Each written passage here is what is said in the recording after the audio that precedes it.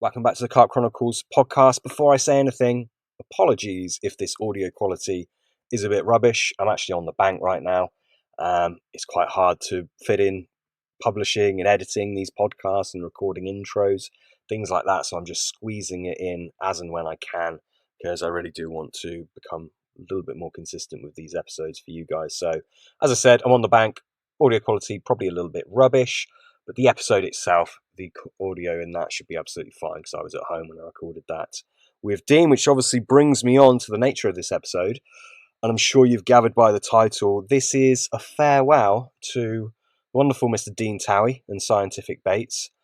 After many, many years of running Scientific Baits, Dean has decided to cease trading and step away from the bait industry and the bait making as a whole, which I think personally is very sad. Dean is one of the very few, I should say, good guys out in the bait world. He makes an excellent bait. He is one of the very top bait brains in the business, without a doubt. And it's a bit sad to see him go. He's also he's definitely up there, if not the most popular podcast guest we've ever had. People absolutely love Dean, love listening to him talk about bait.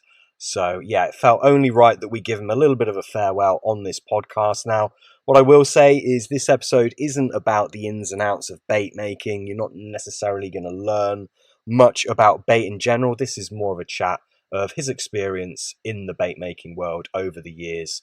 Of course, we do discuss a few ingredients, but we don't go in depth on this episode. It's as I said, it's more about his experience as a bait maker and what he makes of it all. But I'm sure many of you will find it very interesting. On that note, if anyone wants to have the opportunity to sit down and actually ask Dean questions and listen to him divulge some kind of more technical aspects of bait making and simple aspects, you can ask him whatever you want.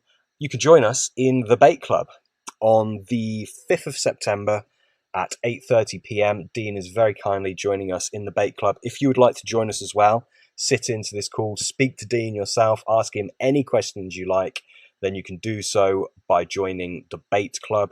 All you need to do is head over to optibaits.com/club. And you can join us now. If you can't make us on the night of the 5th, don't worry at all. There will be a replay of the interview and the group chat with Dean, so you can watch the replay whenever you like. That'll be available for all Bait Club members in years to come. So whenever you're listening to this, you can join the Bait Club and listen to that replay. It's not a problem at all. If you join before the 5th and you wish to submit a question to Dean to be answered, but you can't actually make the call, you can do that as well. The Bait Club, I'll keep it brief, but it's a members area of people dedicated to making a better bait and catching more carp. There are people from all experience levels in there. People that don't make their own bait, they might just add a few ingredients together to make a stick mix, or they roll their own hook baits, all the way up to people that are creating, full on base mixes and rolling many kilos per week. So the Bait Club really is for all experience levels. There's something in there for everyone, and you can be a part of it. As I said, just go to optibaits.com/club. Optibaits is optibaits.com/club, and you can join us in the Bait Club.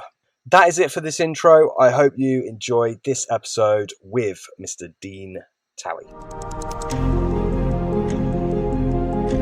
Yeah, well, it's not the end, really, Sam. It's not the end. It's just the end of me selling bait for a living. It's not the end of my fishing.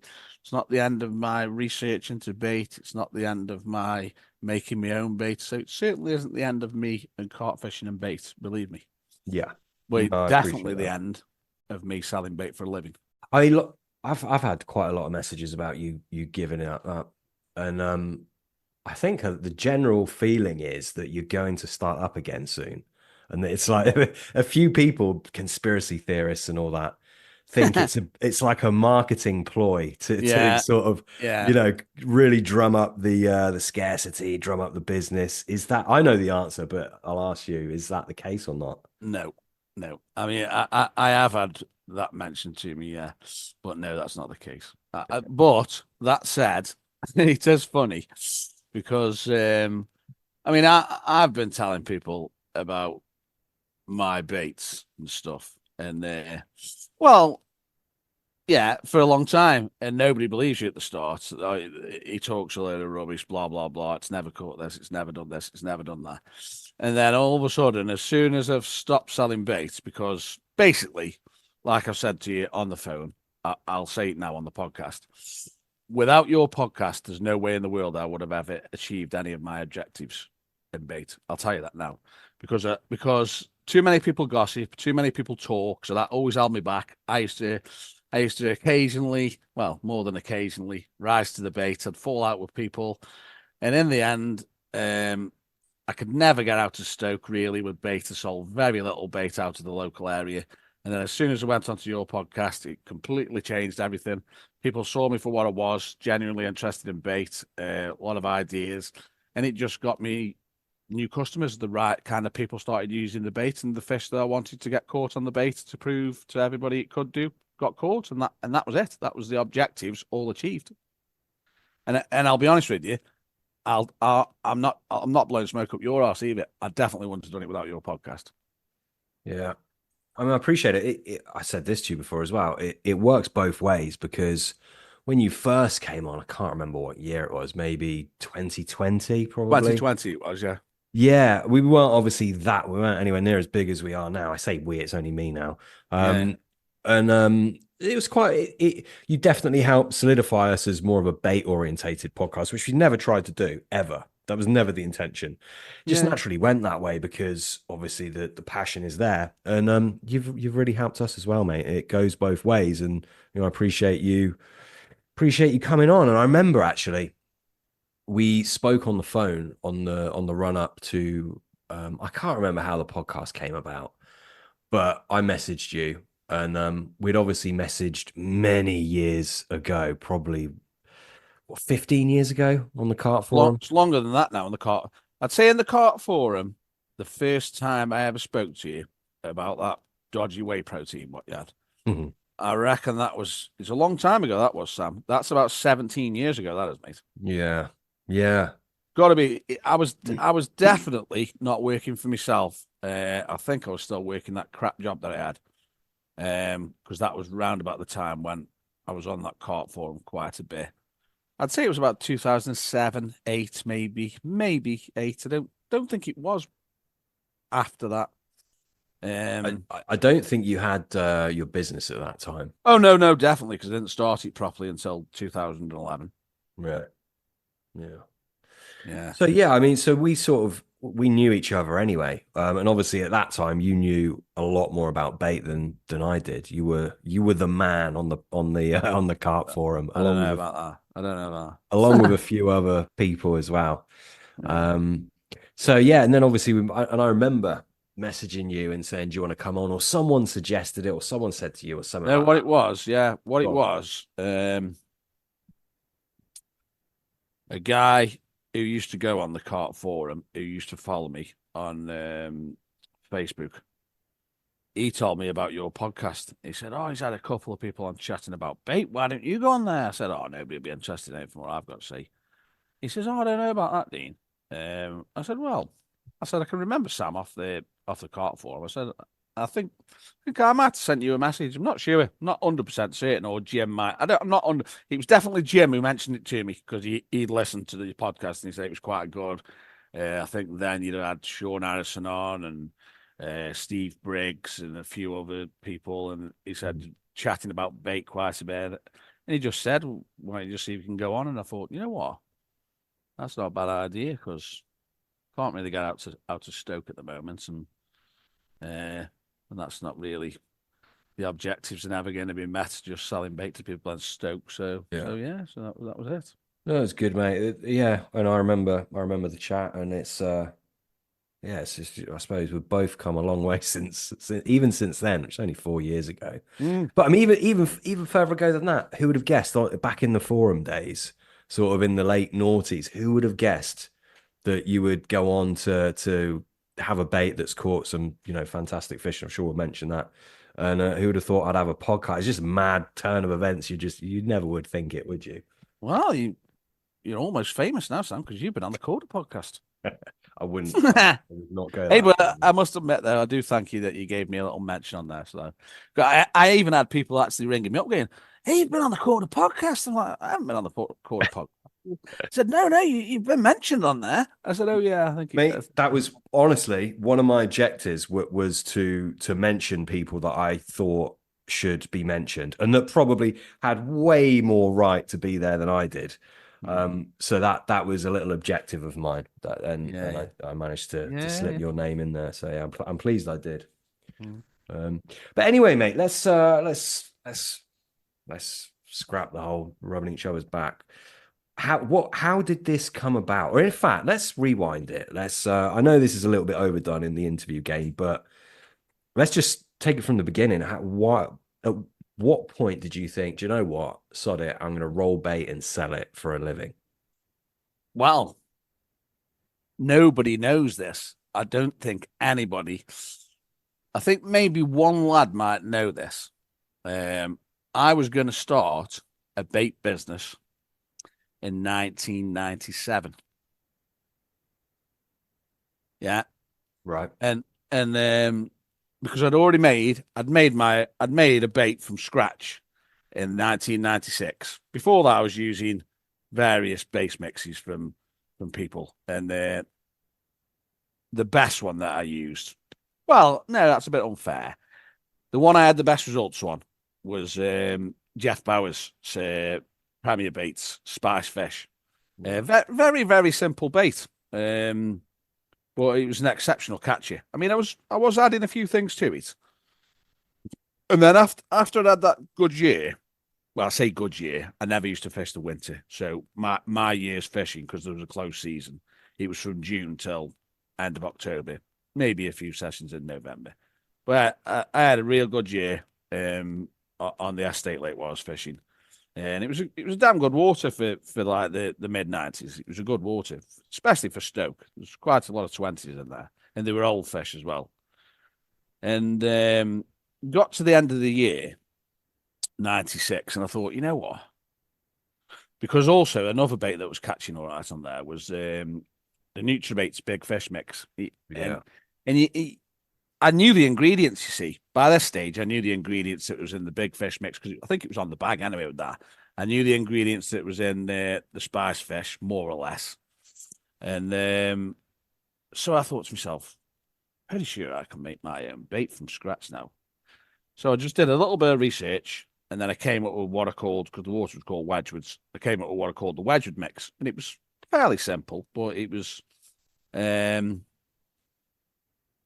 Well, no, it wasn't really higher in milk proteins than the Premier. It was round about the same level, because that Premier Spice Fish was a superb bait, really, because it had got loads of milks in it. It was a fish meal, but it had still got a lot of milk protein in it. So I came up with this bait, and I rolled some. I mean, telling you a bit too much here, because I'm writing this book, aren't I? I don't want to give everything away. But anyway, there's loads more stuff I was going to be in the book anyway, so I'll just chat about it. So I came up with this bait and called it the Wedgwood Mix. I rolled some in at the end of 96, and then I didn't go fishing then until I think the first time. Oh no, I think the first time I went fishing with it was in the late winter in 97, and we went on. Three of us who'd all fished it. I mean, I'd fished it then for two seasons. The other lad had fished it for the same, and I think the other lad had fished it for about 3. But both of them two were using baits that had already been going in and had been catching on. And I've got this new bait, the Wedgwood Mix, and we went on late winter. I think it was like the first week in March, so it's technically still winter. It was quite cold. And I was the only one who caught. So like, it was the first time out with this bait, bang. And then it just snowballed from there. I started catching more. And I didn't fish as much that year, 97, as I had done in 96 and 95. But I would say the catch rate went up. Possibly, there's a few factors in there. You could say you know the lake better, you gain better as an angler. But the bait was certainly performing equally as well as the Premier stuff was. And then I did a few costing exercises, and I thought, because there's hardly anybody rolling bait then. You know what I mean? Yeah. 97. There wasn't many people who were rolling bait. So I did a few costing exercises, and I think I tried getting my mate in on it. And he said, well, I think he said, what would you call it if we set up? And I said, oh, masturbators. I mean, that was like a joke, and that's what I call myself on Instagram, masturbator. But yeah, it never happened. But I'll be totally honest with you, I was all up for doing it, and it didn't happen. So that was the first time I ever thought about selling baits, because, as I say, it was catching well. This bait caught. We'll put it this way: the first time I used it after some pre-baiting on the opening night of the season in 1997. I had the best catch I'd ever had out to the lake, and I think there was definitely half a dozen anglers on the lake, but I'd been pre-baiting for a couple of weeks, and I had 7 fish. I'd never had 7 fish in one night from there. There's about 80 carp in there. I mean, it's only a 4-acre estate lake, but it wasn't the easiest fishing. But you'd never call it hard, but it certainly wasn't somewhere you'd go and smash them up every time you went on, like. And like I say, I had 7 fish. I had one of the better fish, one over 20. And I think there was only 2 or 3 other fish out the lake. And I thought, Jesus Christ, this bait is really doing the business. And it just carried on like that all year. Every time I went up and put a bit of bait in and fished again, bang. But I mean, like I say, I'd had a real good year the year before using the Premier, and I was pre-baiting with that. But I didn't just use the Premier that year, because I ran out of base mix a couple of times, and I used it. It was always fish meals, and I used a few bits and bobs of other stuff. But yeah, that was the first time I ever had the thought in my head to actually sell bait. Yeah, I was gonna start up then, but it's just a bit. It was. I mean, how old was I? I was only 21, 20, yeah, 20, 22 I was. So yeah, I wasn't very old. I wasn't very old. So, I suppose in reality, I mean, it was a different time then as well. There was no internet and that. I suppose in reality, like if you set up selling bait back then, with the amount of experience I got, really, because I hadn't caught many. I've caught plenty of fish from there, but I mean, one water doesn't mean anything. Does it? Just what it does, but yeah, I bet I'd have sold bait. I bet I would have sold bait, because there was very few people selling decent ready roll bait. So yeah, but no, that was it. I had the idea, and then it never happened until. Then it never happened really until 14 years later. So yeah. What was the start of scientific baits 14 years later? Well, it was very similar again, really. I'd just come up with another bait, and I was catching well, and then I just started selling that to a few friends, and that's how it started, really. Basically, that's how it started. And to be truthful with you, the bait was catching better than near enough everything else on the lakes it was going into. So I thought, I'll go for it, and I did.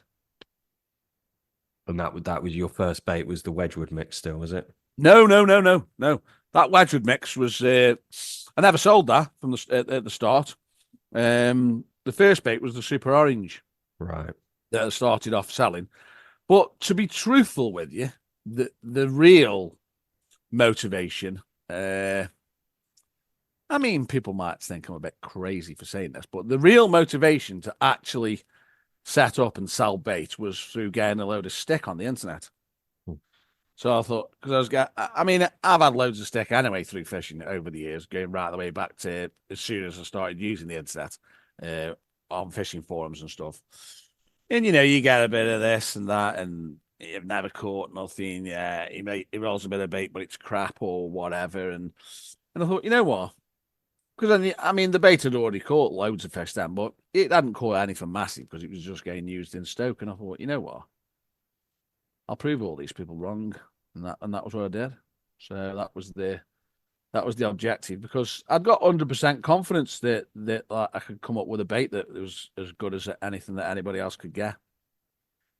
So I mean, it's like waving a red rag to a bull, trying to tell me that I don't know what I'm doing with rolling bait, because I've always done all right wherever I fish using my own bait. So, so I don't know if you can understand the motivation with that or not.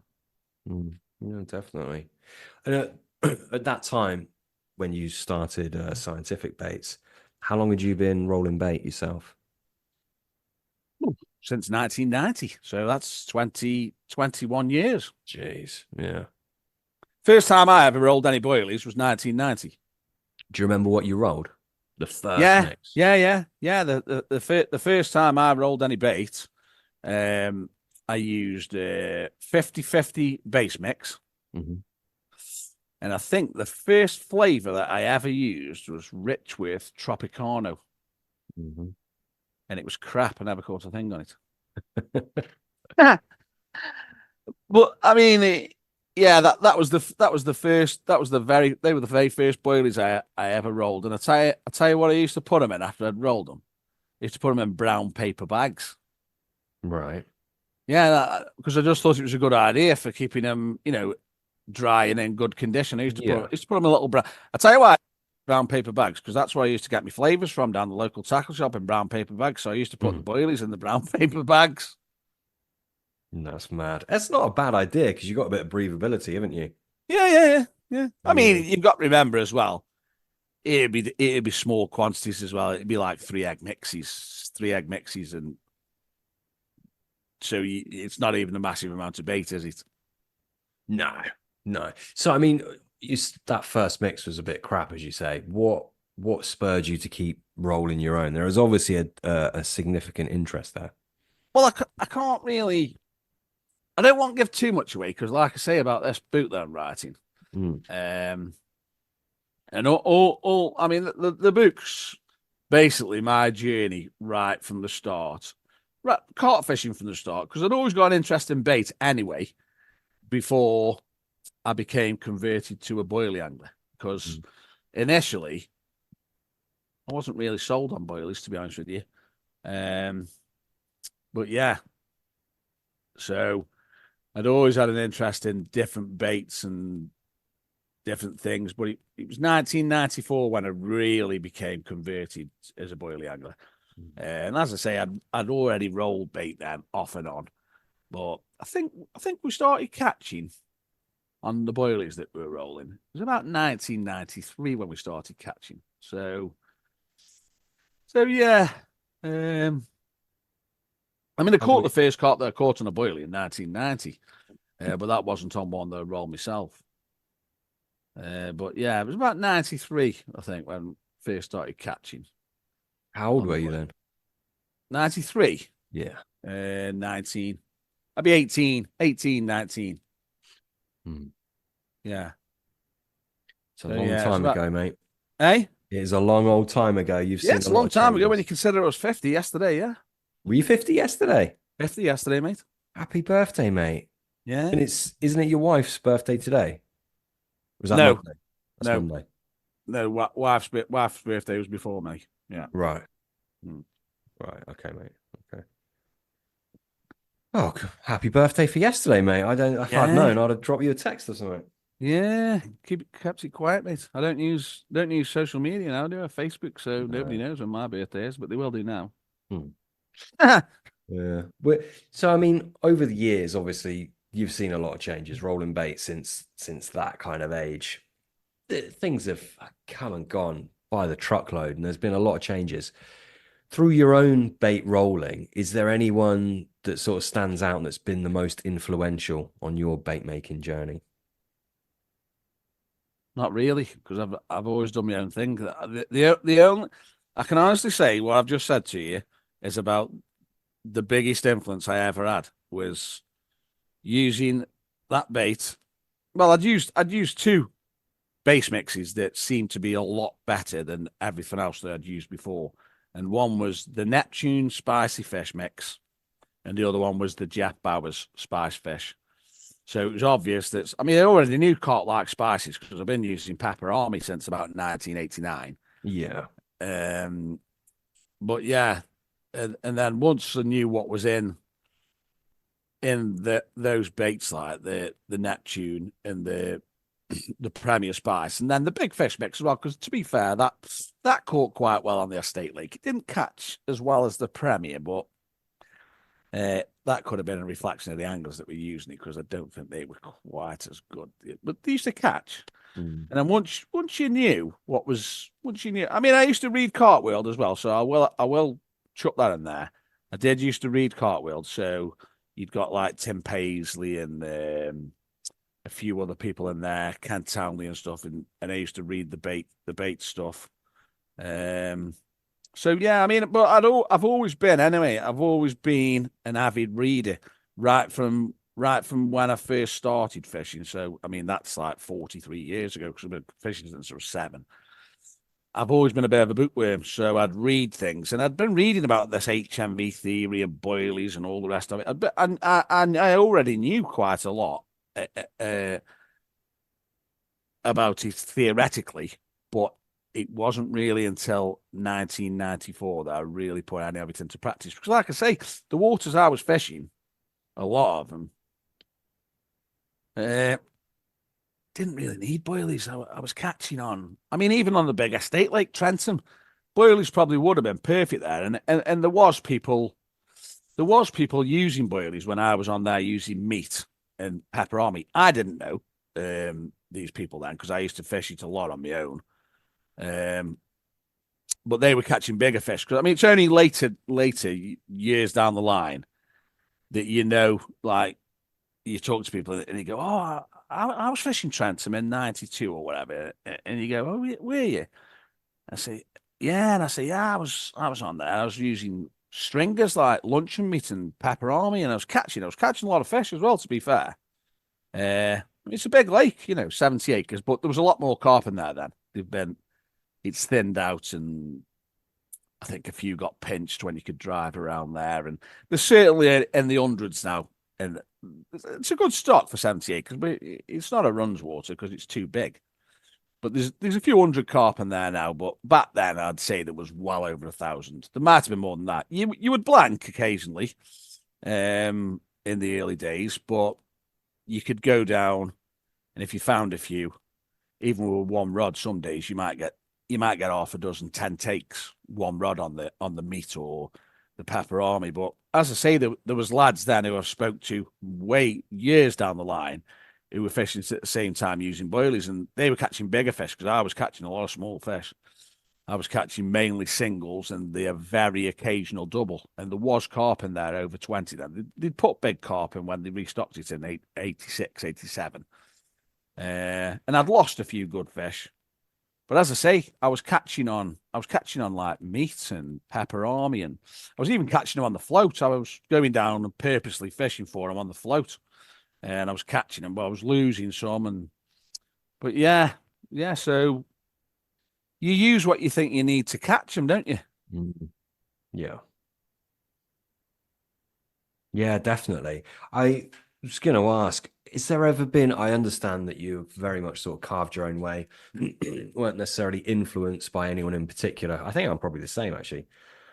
But have you ever found a certain ingredient that you would say was an absolute game changer for you? Is there anything that you used and it went on to be something that you put a lot of stock in? There's a few, isn't there? There's a few. I mean, that milk proteins are a bit special, aren't they? If you use them properly. Yeah, I think so.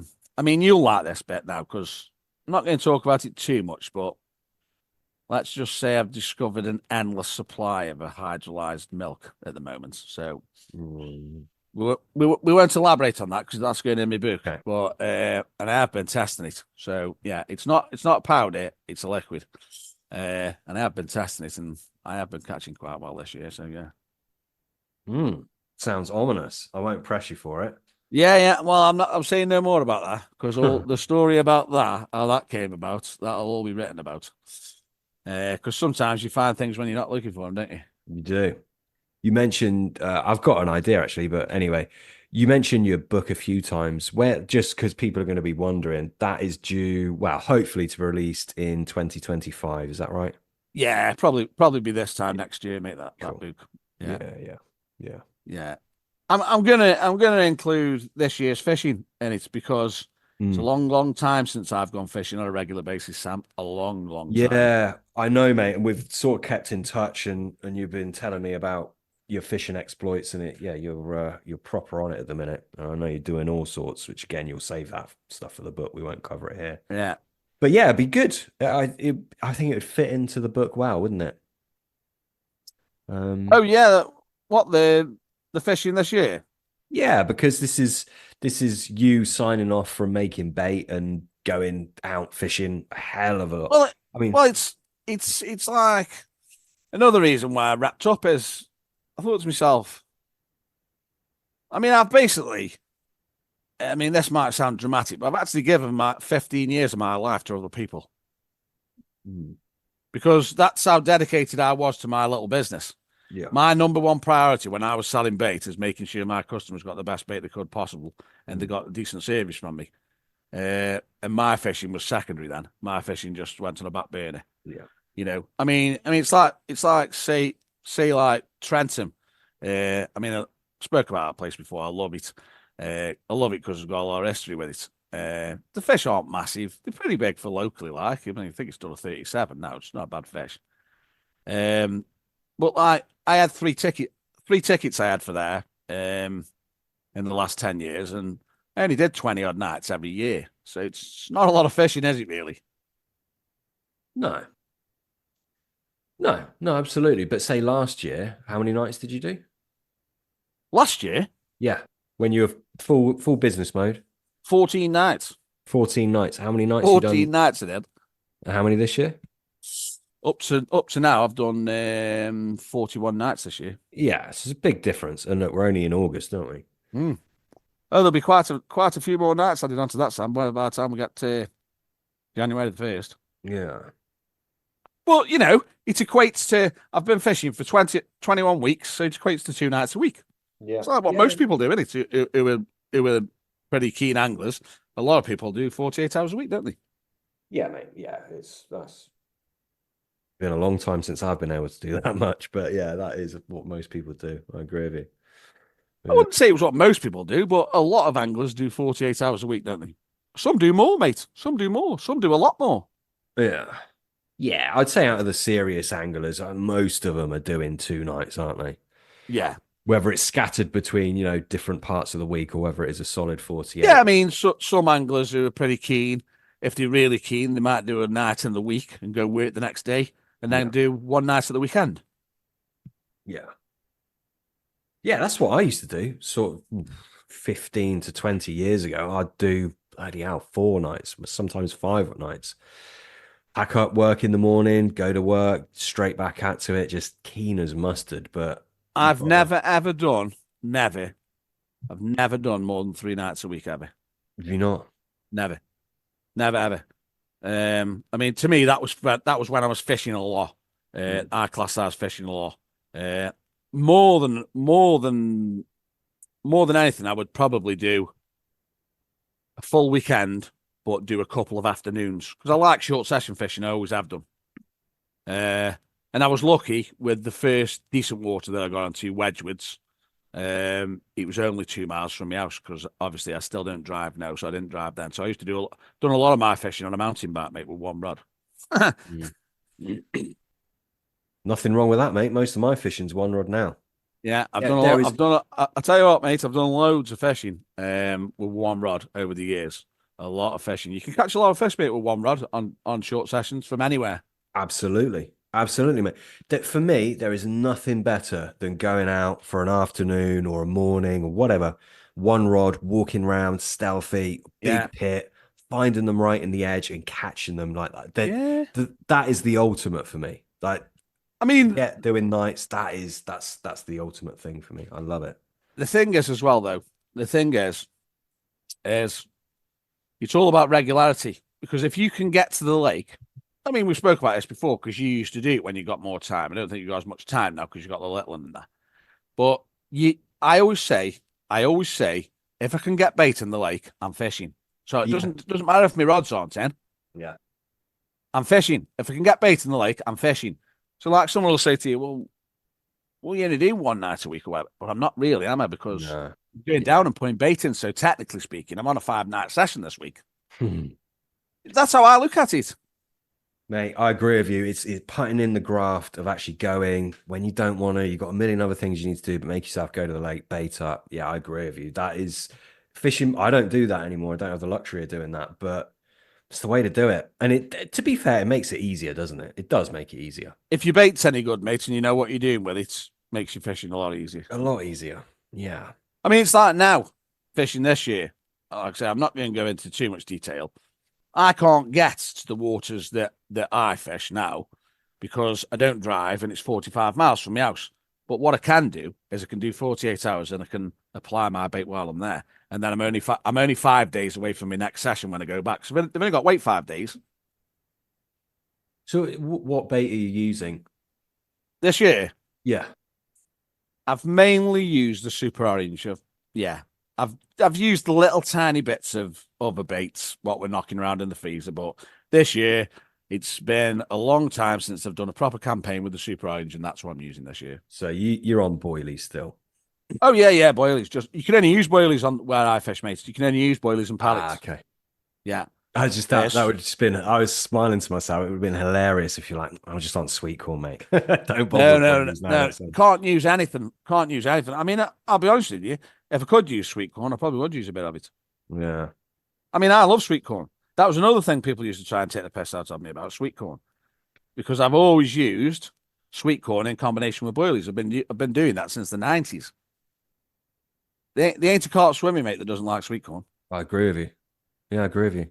The juice is brilliant for rehydrating boilies as well. Sweet corn's superb, mate. Yeah. Sweet corn.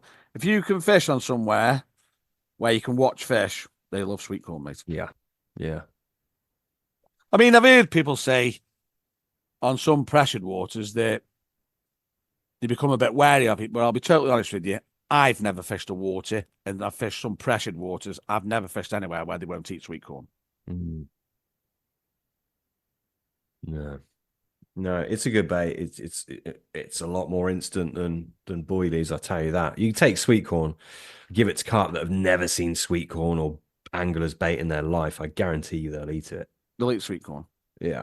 But then again, as well, mate, they'll eat boilies as well, because people have done it with my bait. They'll eat boilies. A good boilie will get eaten by a carp the first time they see it. Tell you that now. Yeah, definitely. But I think that it depends on the size of the boilie, but their larger food item, I think, is probably a very different thing for them. Not that that's a bad thing, because carp are extremely inquisitive. They are very inquisitive. I'm sure you have, but have you ever chucked a big old lump of paste, like a big old lump, in the margins? I've chucked decent size, but not as big as what you're probably thinking, like as big as your fist. Oh yeah, bigger. I'm on about a freaking rock. I have actually a very similar thing, but I'll be giving away a little bit too much about what I'm doing with fishing this year. Okay. But I have done something quite similar, yeah. But yeah, not much bigger than your fist, but yes, similar sort of thing. Anyway, mate, we digress, or I digress. I can't remember where we're up to, but and I understand it's a little bit difficult because I know you want to leave a lot of this for your book. So all of the questions that I naturally want to ask, because of, in light of your departure from the bait game, it's probably going to cover them in the book, and I don't want it to be a bit of a spoiler. So it's a tricky one, but on the topic of, I think the last question I asked you was, has there been any ingredients that have been absolute game changers? I think you're probably going to go with, milk proteins are an obvious one. There's quite a few. There's quite a few, Sam, but I don't really want to give too much. There's quite a few. I'll tell you that now. And there's quite a few that a lot of people don't really realize how good they are, even though they're quite cheap. Because people don't understand what turns a carp on, you see, so they don't realize how good some things are for doing different things. I mean, some things get overlooked because it's like, oh yeah, it's only that stuff's only 35 quid for a 25 kilo sack, so it can't be that good. But once you know what's in it, and what turns a carp on, then your mind changes completely. Because I mean, I won't give it away completely, but I used one thing for the first time back in 2013. I'd never ever used it before, and it'd been used in bait for years, but it was very rare you would ever see anybody talking about it as being extremely attractive. And I tell you what, mate, that just does make a difference to your bait if you use it right. Mhm. But I ain't going to tell you what it is, unfortunately. There's so many ingredients, isn't there? That There's loads of stuff, mate. Loads of stuff. you like you say, you get it right, maybe in synergy with something else, and it is a game changer. And they aren't necessarily expensive ingredients. No, Uh, as I've always said, I mean, I ain't no bait snob. And so much as you can, price to me doesn't come into it because the Carp don't know anything about price. They haven't got a clue about how much something costs. All they know is what turns them on and what they like. yeah, But there's only one thing, and you'll know exactly what I'm going to say. There's only one thing for me personally in bait that's worth the money if used properly, and yeah, that's milk proteins. yeah, yeah. And that's Don't get me wrong. Your liver powders and stuff, and greenlet mussel and all that. It's all effective, but I'm pretty sure I can do the same job as those things with things that are a lot cheaper. But I can't do the same job as milk proteins with anything whatsoever other than milk proteins. Yeah, agreed. And that's saying something because they are astronomically expensive at the minute. They're just Oh ridiculous. yeah, milk's. I mean, now that I'm only rolling bait for myself, in my shed. I mean, if I want to do a bit of HXB for myself now, you're looking at like 17 quid for a kilo of calcium caseinate, 17 to 20 quid for a kilo of casein, depending on what I'm using. I mean, it's Yeah. astronomical, really, isn't it? Oh yeah. Yeah, yeah, yeah. You know, and them hydrolyzed milks, what you're using, Jesus Oh, Christ, savage. they've gone insane. What you paying now for that casein, hydrolyzed casein? About 100 quid a kilo in it. It's absolutely insane. Oh, even calcium caseinate is 250 quid a sack. A sack, yeah. For I mean, the well, 20 kilo sack, yeah. that's 20 kilo sack. That's the ProLite IP4. Yeah, the Protolite. Well, that's what I always used to buy. When I used to sell a lot of the HXB, that was what I used to buy. And when I first started buying that, it was 190 quid for a 20 kilo sack. Yeah. Yeah. Mm. I mean, how much is it now for a sack? 250 quid, I think. See, that's 240. gone down, mate, because it went up higher than that during the pandemic. Yeah, yeah, yeah. Mate, they do fluctuate. I'd have to look. I'm sure it's about 240 quid. Yeah, it probably sounds about right. So what's that work out at? 12 quid a kilo on a sack. Yeah. Yeah. See, obviously now, me just rolling bait for myself in the shed, I ain't going to buy a sack full of that, am I? No, no, no, no, no. Of course not. No, it is absolutely insane. I mean, you'll know what mine is, but you're obviously a big fan of milks. What's up there for you in milks, or is it a case of you couldn't pick one, you got to use a few milks together? Yeah, I mean, if push came to shove, and someone said you can have milks in your bait, but you can only have one, yeah, Mhm. I'd probably just say casein. Which form? Insoluble casein. I'd probably just say casein Why is that? because of what I think it does in the bait. So I don't want it escaping. So Yeah, yeah, yeah, yeah. I mean, I'm a big believer in this opioid thing, aren't I? So yeah. I would probably say if someone said to me, you can have 15% milks in your bait, but you can only use one. Which one would you use? And I'd probably say casein. Which type? I like whey protein concentrate, or lactalbumin, what you used to be able to get, but you can't get it anymore. But lactalbumin is only part of the whey protein anyway. I mean, I do like whey protein concentrate, but yeah, I'd say casein is probably the one really. Have you experimented with hydrolyzed whey yet? Yes, because that's what I'm using this liquid, aren't I? So yeah. Oh, yeah. Okay. Yeah. You haven't used it in powdered form. No, not yet. Mm. Fair enough, mate. Yeah. Fair enough. What would you say the very, and it's very hard to say, isn't it? But what is the best bait that you've ever formulated, would you say? I suppose you're better off asking people who've bought bait off me. But uh, they're all decent mates. I wouldn't have sold them if I didn't believe in them. I would never have Oh, sold of them, would I? course. No, I know they're all decent. I know, mate. But there must be one bait that you think, yeah, that was that the magic was there. Well,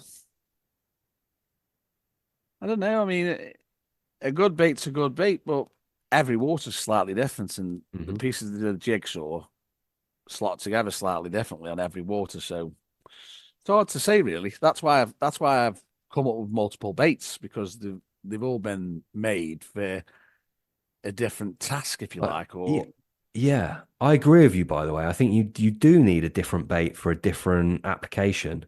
yeah, The problem yeah, is being owning a bait company and having different, it just looks like you've just got a range of baits purely for profit reasons.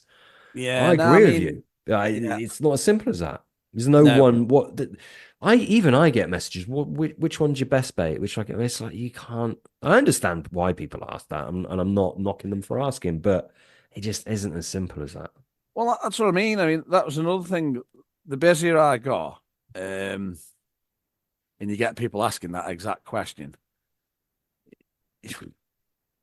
you, you don't get annoyed, but it gets a bit tedious because you like saying, well, can't even begin to suggest to you which bait will be the best on your particular water until I know more about the water. And Yeah. in fact, I used to say to some people, I can't tell you, mate, because I'm not fishing there.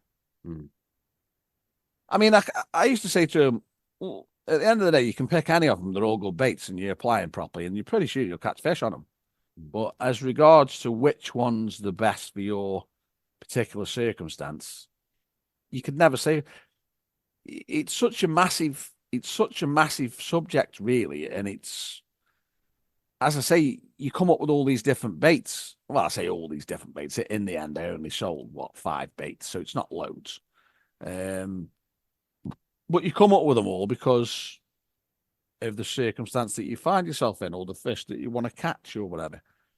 Um, so yeah, I mean the bait of mine that most people will know, and probably if you ask most people who've had bait off me for a long time, most of them will say the super orange, but it's a good bait. Um, but I would say that possibly the Frankie mix would possibly have superseded it eventually for big numbers of big fish being caught. I would say. Yeah. Yeah, it's Uh, done some big fish, and it hasn't been out. Well, it hadn't been out that long. no, no. What was the difference between? They're both fish meals, obviously. I think both got spice in. I might be wrong. What was the difference between the two? Quite a lot of differences in those two baits. Um, if anybody ever asks me what the difference was between the Super Orange and the Frankie mix, I always used to just say, well, basically, the Frankie mix is the Super Orange on steroids. Mhm. Because that's what it was. That's what it was, really. Um, it was quite different in many ways, but yeah, yeah. It's a bit more soluble. Um, completely different spice package. Um, yeah, but still a fish meal. But it's like these umbrella terms: a fish meal, a milk, a bird food. Two fish meals can be a million miles apart. Oh yeah, of course. Of course they Two can. milk baits can be a million miles apart. Definitely. Two people could be making a bait and calling it a milk bait.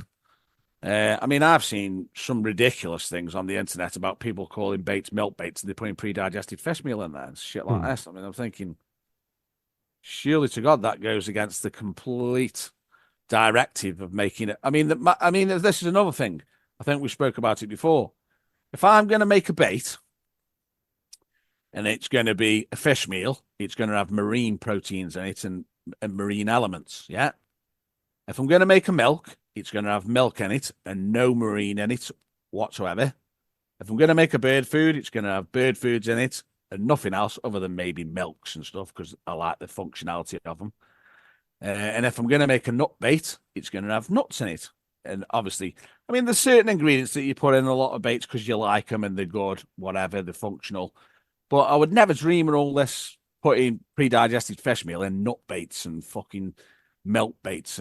To me, it just completely defeats the object because if I'm creating a bait that's a completely different taste experience of the fish, I don't want any common elements in there from another class of bait whatsoever. Yeah, I know what you mean. It's a different thing altogether. Putting some fish meal in a what you would call a milk bait. That's very different from say rolling up a bird food with some freaking lamb lack in it or some calf milk replace. Do you know what I mean? It's a different kind of thing, isn't it? Well, no, I mean, like I said, I mean, I might be getting a bit confused here. To me, if I'm making it a bait and I want it to be a nut bait, then I don't want any fish meal in there at all whatsoever because Yeah, I get it, mate.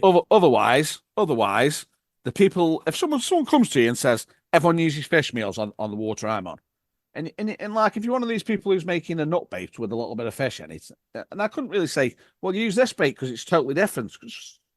I mean, I think half of them put these things in the pre-dives and stuff in some baits because they're just superb fish attractors, and they think that's the best way of attracting the fish to the bait. What I mean, mate, is I think some of the crossover is absolutely fine and probably should be there. What I meant was if I was rolling up a bird food, I'm definitely going to put some milk proteins in there, but I wouldn't dream of putting fish meal in there. Now, to be fair, that's not to say that it's not going to catch fish. It is. I know what you mean, though. It just doesn't feel right, does it? No, I mean what I mean is when people are giving these baits umbrella terms, saying it's a milk bait, but they're putting fish in there. Yeah. And they're saying it's a nut bait and they're putting fish in there. Yeah. It ain't, is it? No. I mean, a good fish meal bait. I mean, I like bird foods. I can remember you saying in a podcast before that, like, you think, oh, bird foods. But, I mean, bird foods are good. We could talk about bird foods a lot. And they serve loads of different purposes in bait. I mean, there's loads of different bird foods anyway. Yeah. But, to me, like a good fish meal bait needs a bit of bird food anyway, for various reasons. It's not a necessity. I mean, I know you sell that, was it that voodoo mix, is it? Yeah. And there's probably no bird food in there. No bird food whatsoever. But it probably doesn't need it because it's very high in the solubles. Yeah. This is what I mean. There's so many different concepts in bait that there's no hard and fast rules. No, definitely not. Definitely not. And that is the beauty of rolling your own bait. If you want to have milk proteins with fish meal, with bird food, and you want to roll it all into one, you go ahead and do that. It's each to their own, isn't it? It really is. Yeah. No, I mean, no, I think you might be getting a bit confused with what I'm saying here, though, because all I'm saying is I can never understand when I won't name any companies, but I can never understand when people are saying this is our milk bait, and you look at the ingredients and it's got pre-digested fish meal in there. I understand completely, mate. Yeah, I know exactly what I know which bait you're on about as well. And I get what you're saying. I just think to myself, what's the point? Because if I go on a water and I think, well, everyone's battering it on the fish meals, they've seen them for years. You want to use a milk? I think to myself, I know what I can do on there, totally different straight away. I'll go straight in with the HXB, no fish in it whatsoever. Yeah.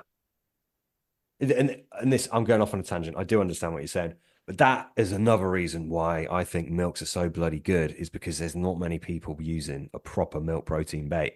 They might use a bait that's got a little bit of calf milk replacer in it, but that's not a milk protein bait. I don't even class that as a proper milk. No, of course it isn't. I mean, this is another thing what's a bit naughty, and I'm pretty sure people are doing it, is they put milk proteins in the descriptions of the baits, but they ain't putting milk proteins in there, mate. They're putting fucking calf milks in there. Yeah, or maybe like WPC 35 or some. Yeah, I mean, there's nothing wrong with WPC 35, but it's not it's not milk protein. 60 or 80. Well, it is. It's still a whey protein concentrate, but it's only 35% protein. But exactly. But if that's going in at say 15 or 20%, and I doubt it's even going in at that level, you can't call that a milk protein bait. Well, there's an argument for it. I mean, I have used WPC 35 for experiments.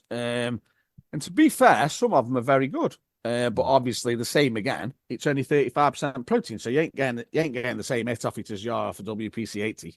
No, of course not. But that said, like I say, some companies do sell it. I think Target Feeds sell WPC 35. And if you get the right one, it's quite good because it does bind up quite well. I'm not saying it's a bad ingredient at all. Yeah. I'm just saying if that's the only milk protein in there and it's in at say 10%, 15%, you can't But call yeah, it that's not milk milk bait. protein.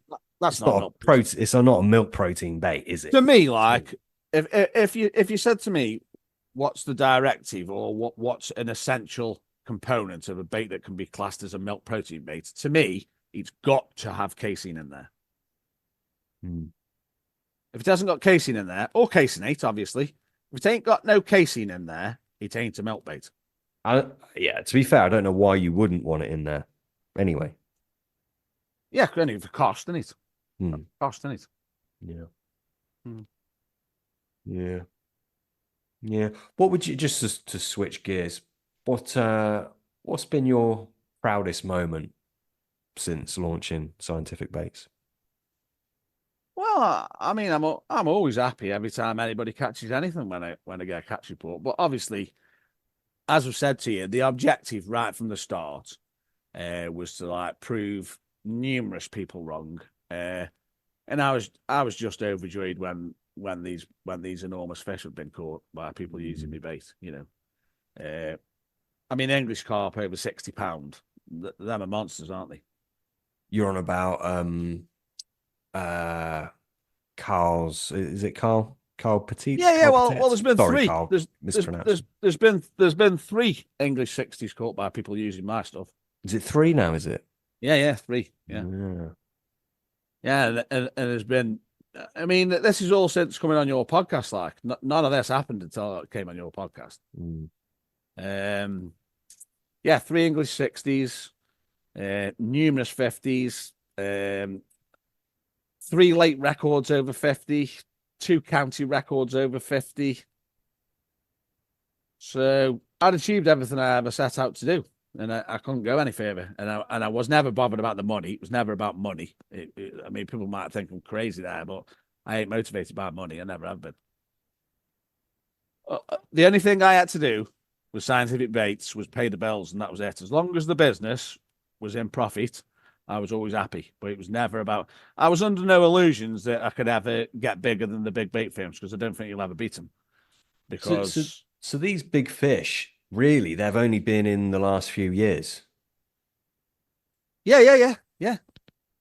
I mean, 40s and stuff. I mean, my bait caught the Staffordshire record in 2013, 2 years after I set up, £45. It's a big fish back then. It's still a big fish to me, mate. A 40 pounder is a big fish in my book. The first 50 got caught on my bait before I came on your podcast. 2019 was the first 50. Right.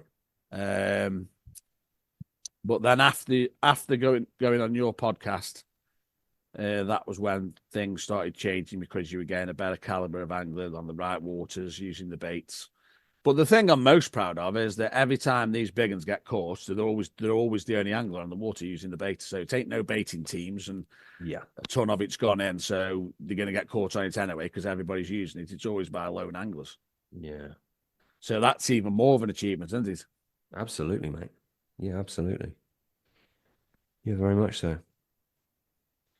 Very much so. Is there, in your opinion, what is missing from the bait game in this day and age? In what I don't know, in what respect? Don't know. I mean, any respect. I've always just done my own thing with the bait, and as I say, the early influences were these decent fish meal baits, and right from the start, there was something about that milk proteins because. Yeah, I always knew that they were doing something. They were doing something special in the baits. But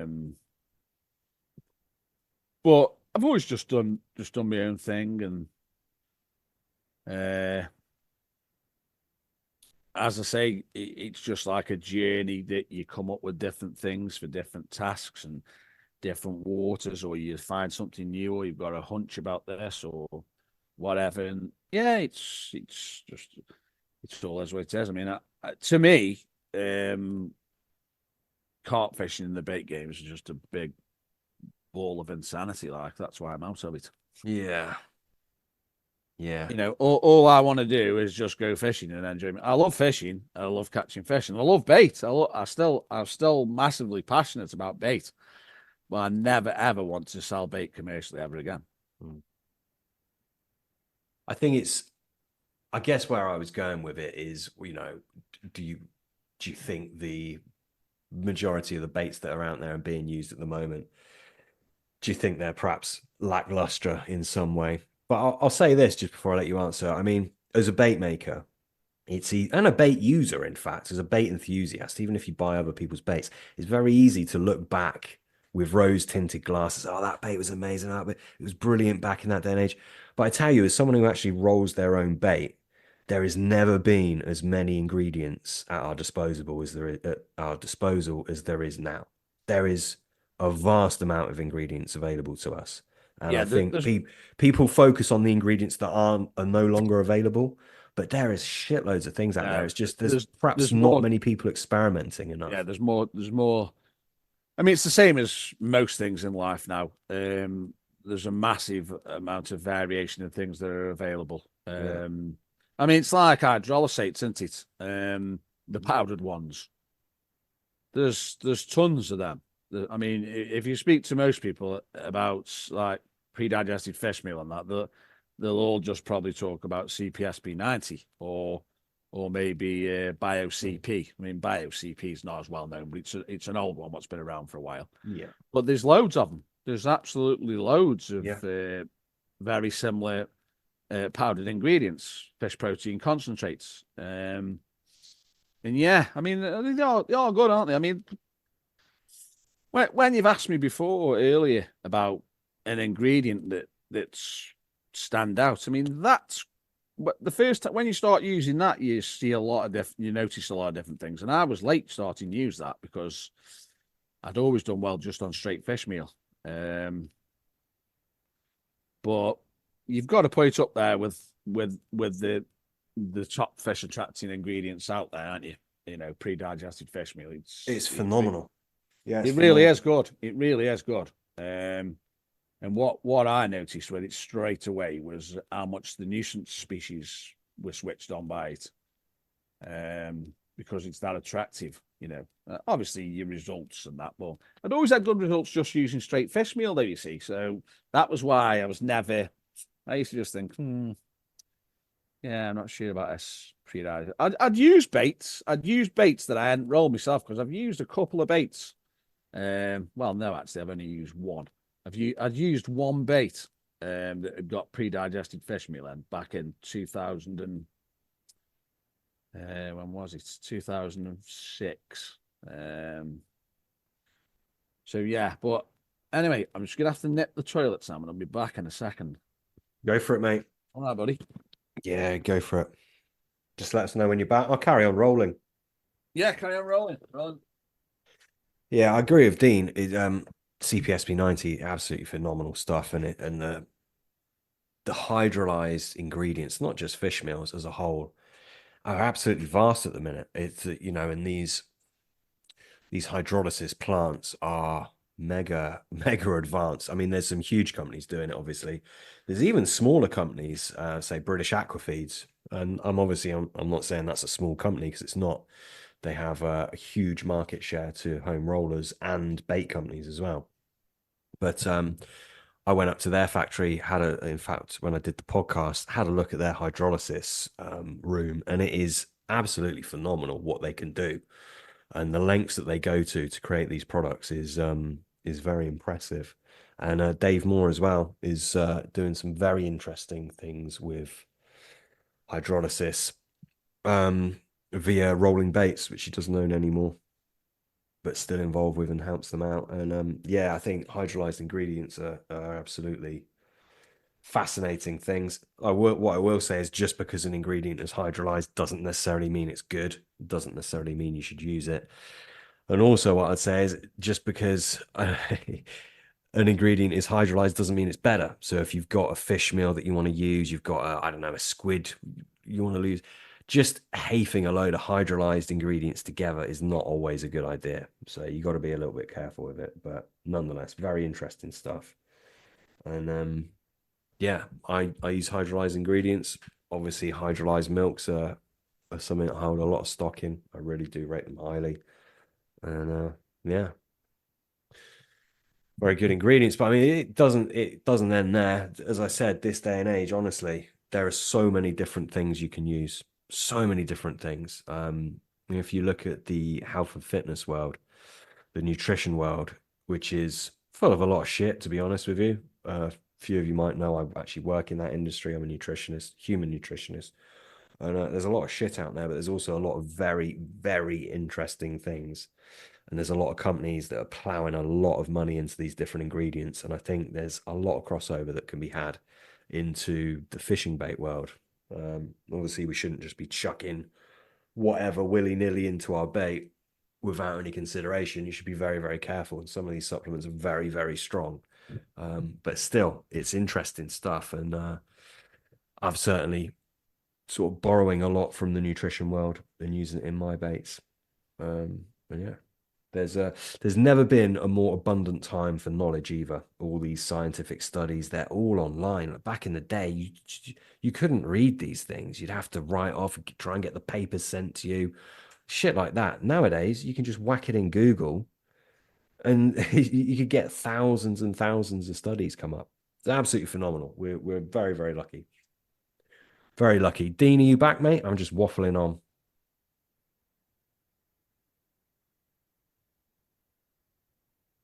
No, he's not back. We'll give it a few more minutes. I'm trying to do these podcasts with minimal editing just to make it more natural and less sort of stop-starty.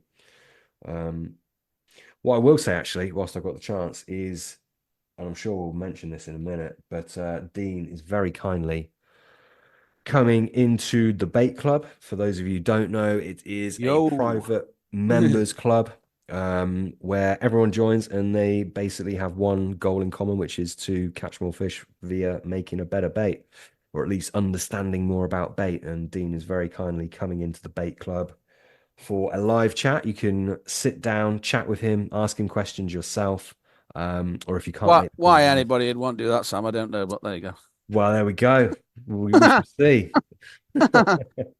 Yeah, I was just filling up time, mate. As I was saying to the listeners, trying to make these podcasts less edited and more just raw.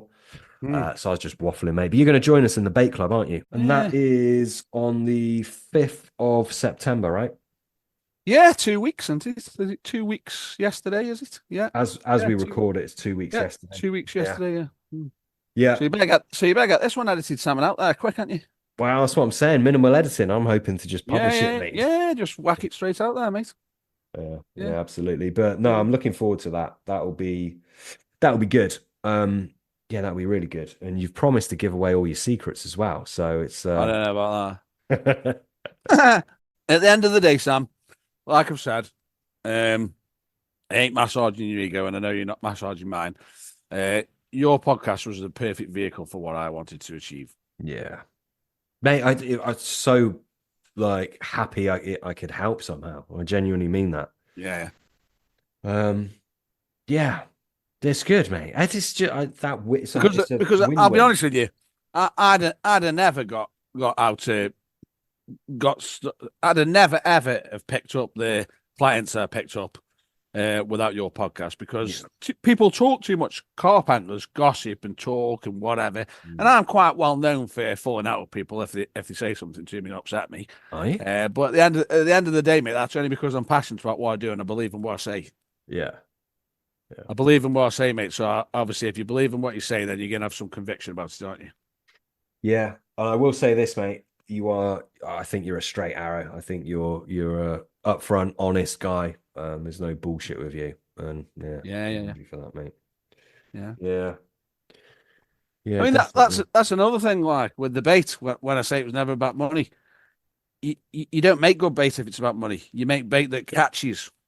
You don't make really good bait if it's about money, You because can't lead with money, I don't think. And if you can't go out and think, I want to make a load of money from this and end up no, with an exceptional bait, you just can't. no, you won't do it. You'll never do No, it. no. But it's, I mean, well, as you know, I've genuinely haven't tried to grow OptiBaits at all. Like, or even when before it was called OptiBaits, it was fucking Bait Bros, which sounds like Bang Bros, which just a bit of a joke thing, really.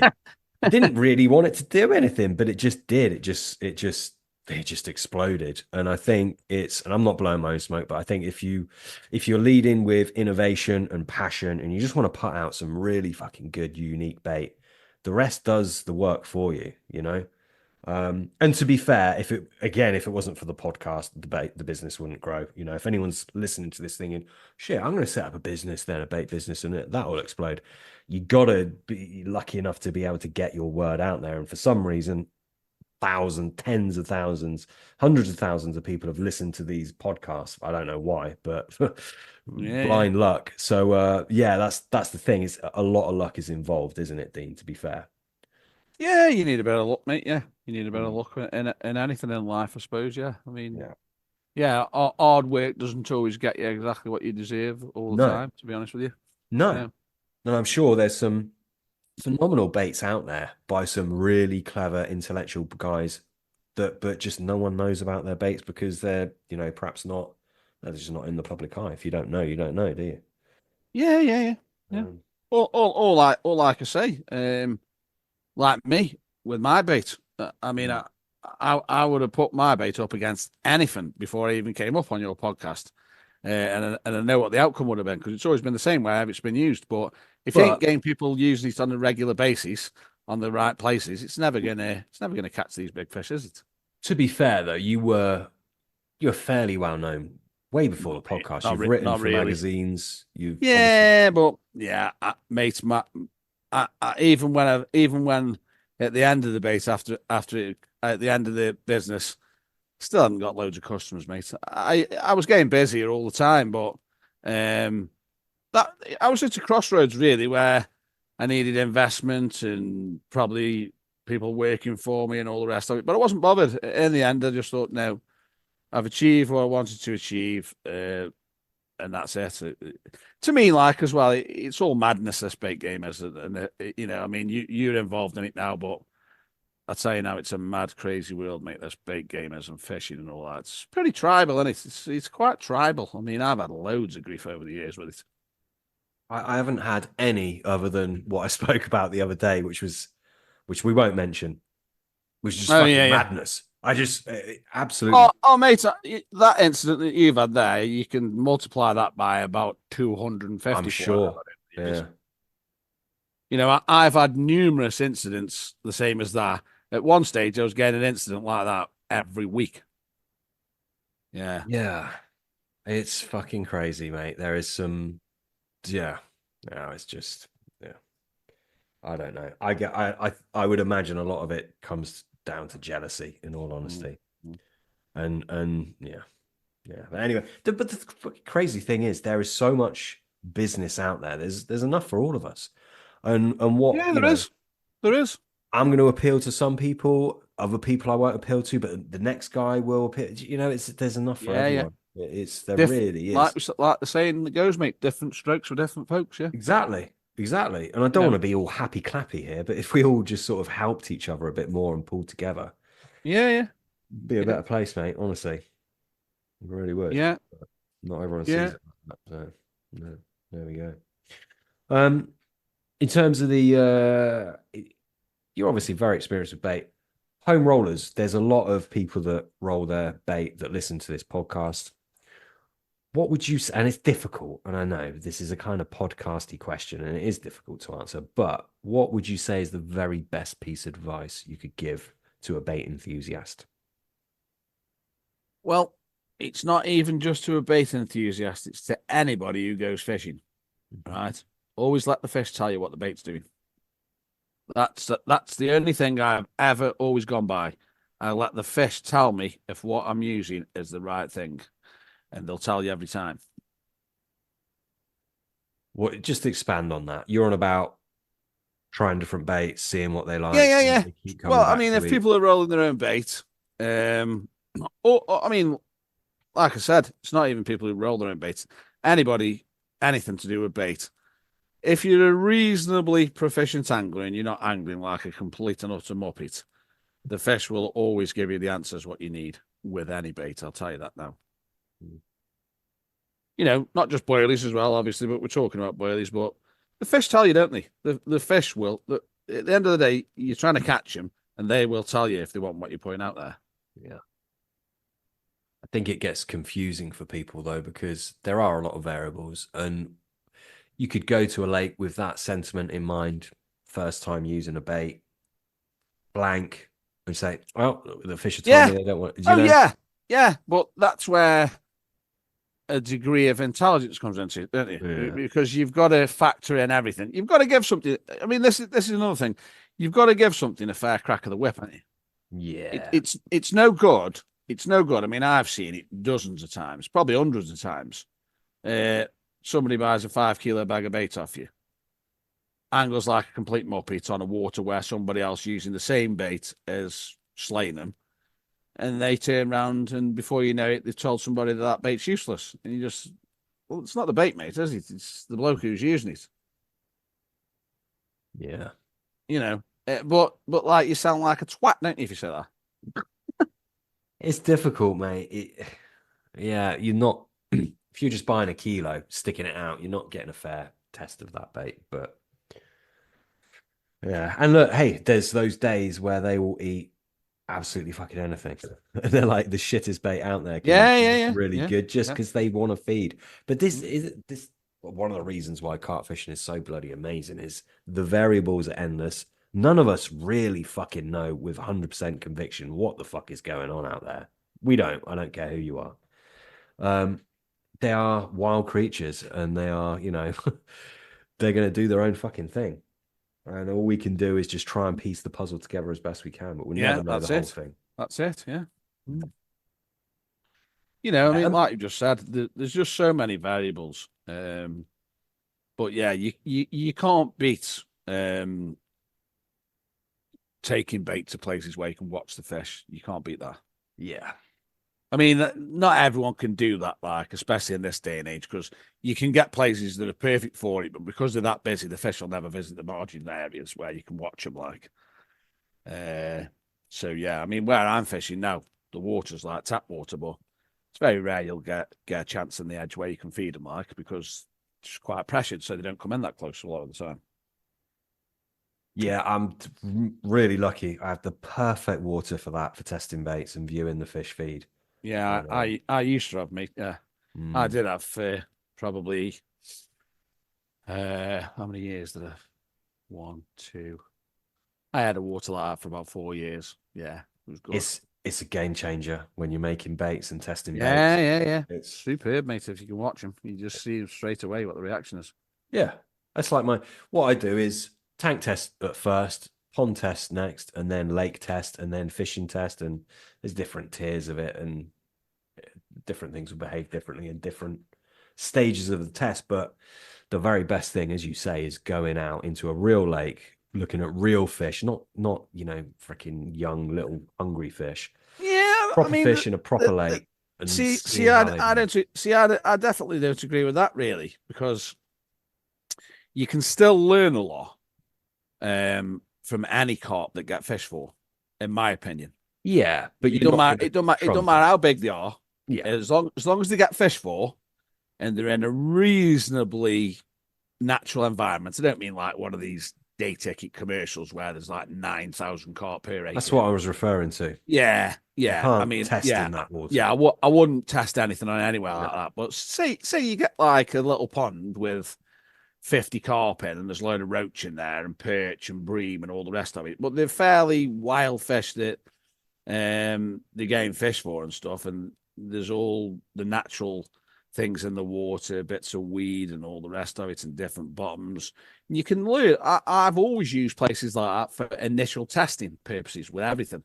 Yeah, but that's initial testing, isn't it? Yeah, only it serves a purpose. But then obviously it has to go to the next level. But you can learn a hell of a lot from. It doesn't matter. See, I don't think it matters how big the carp are, because sometimes in these types of places, you can get 8-pounders that are like 25, 30 years old. Mm. You know, you can get really old fish that aren't very big because the biomass is all wrong, or the water quality is wrong, or whatever. I mean, it's not the perfect test, but it certainly is something that shouldn't be discounted. Oh no, I wouldn't discount it. I just mean I don't think you can trump a water that is got proper fish in there. It's not a particularly hungry water. There's an abundance of naturals. That's the closest to a fishing situation that you get. Well, really, what you need to do is go and test it in your bloody lake that you're targeting, that you're fishing. Yeah. That is the best. I mean, yeah, but you just said it's closest to a fishing situation, but it isn't really, is it? Because a lot of people fish waters that, on paper, have got way too many fish in, but these waters are producing big fish consistently because there's a hell of a lot of bait going in them, mate. Those waters just don't interest me, though. No, I know they don't you, but what I'm saying is a lot of people are fishing waters like that, Sam. Mm. Yeah. You know, lots of people like going to your linears and, you know, like your higher stock lakes at Bluebell and stuff, and loads of people like fishing. I mean, the water quality is fairly good in a lot of these lakes anyway, because they're gravel pits, but the stocking density of them is way higher than what it should be, but the fish still thrive because the water quality is good and they're getting constant food all the time. There's natural food in all these lakes, but the stocking density of them is way too high for what it should be. Yeah, I suppose the amount of bait that goes in makes sure that they're not starving though, are they? They're not hungry. No, I mean the thing is as well, it's like that place. Remember when we did the second podcast and I was fishing? Nope. Can't you remember? No. Your memory's terrible. I remember doing. I remember doing an episode where you were fishing. Is that? Yeah, well, that's what I'm on about now. Right, yeah, okay. Yeah. So when we did the second podcast, I think it was October 2020. Bloody hell. I was on a day ticket water that's local to me here, Stoke. The lad that owns it is somebody who I grew up with. He's disabled, Craig, as he's in a wheelchair. He had an accident in his 20s. And he's got his own lake now. And on paper, mate, I think I said it at the time to you, you would look at that water and you would think, Jesus Christ, you should be catching 3 or 4 fish every night consistently. The fish shouldn't really be growing that much. But that water is 4 acres. It's got 200 carp in, and the vast majority of the fish got put in as doubles, yeah. And there's about, well, I think the last time I spoke to him about it, there's about 50 or 60 30s in there, mate. And on paper, you would think, like how you view fishing, you would think that was a turkey shoot and it was massively overstocked, but not that many fish come out of there some sessions. And the fish are healthy and they're growing well. It's quite surprising how much biomass lakes can sustain. I mean, he bought his fish off Mark Simmons, yeah. They're not like the old Simmos, they're these new ones he's doing. Yeah. They're nice fish, they stick scaly and stuff. And Simo, I think Simo's even try and get him even put more fish in there, and he's already got 200 in there in 4 acres. Jeez. And probably the average size of the fish in there now, because they've grown that much, it's probably like an I-20, the average size of the fish is. That's nuts. Yeah.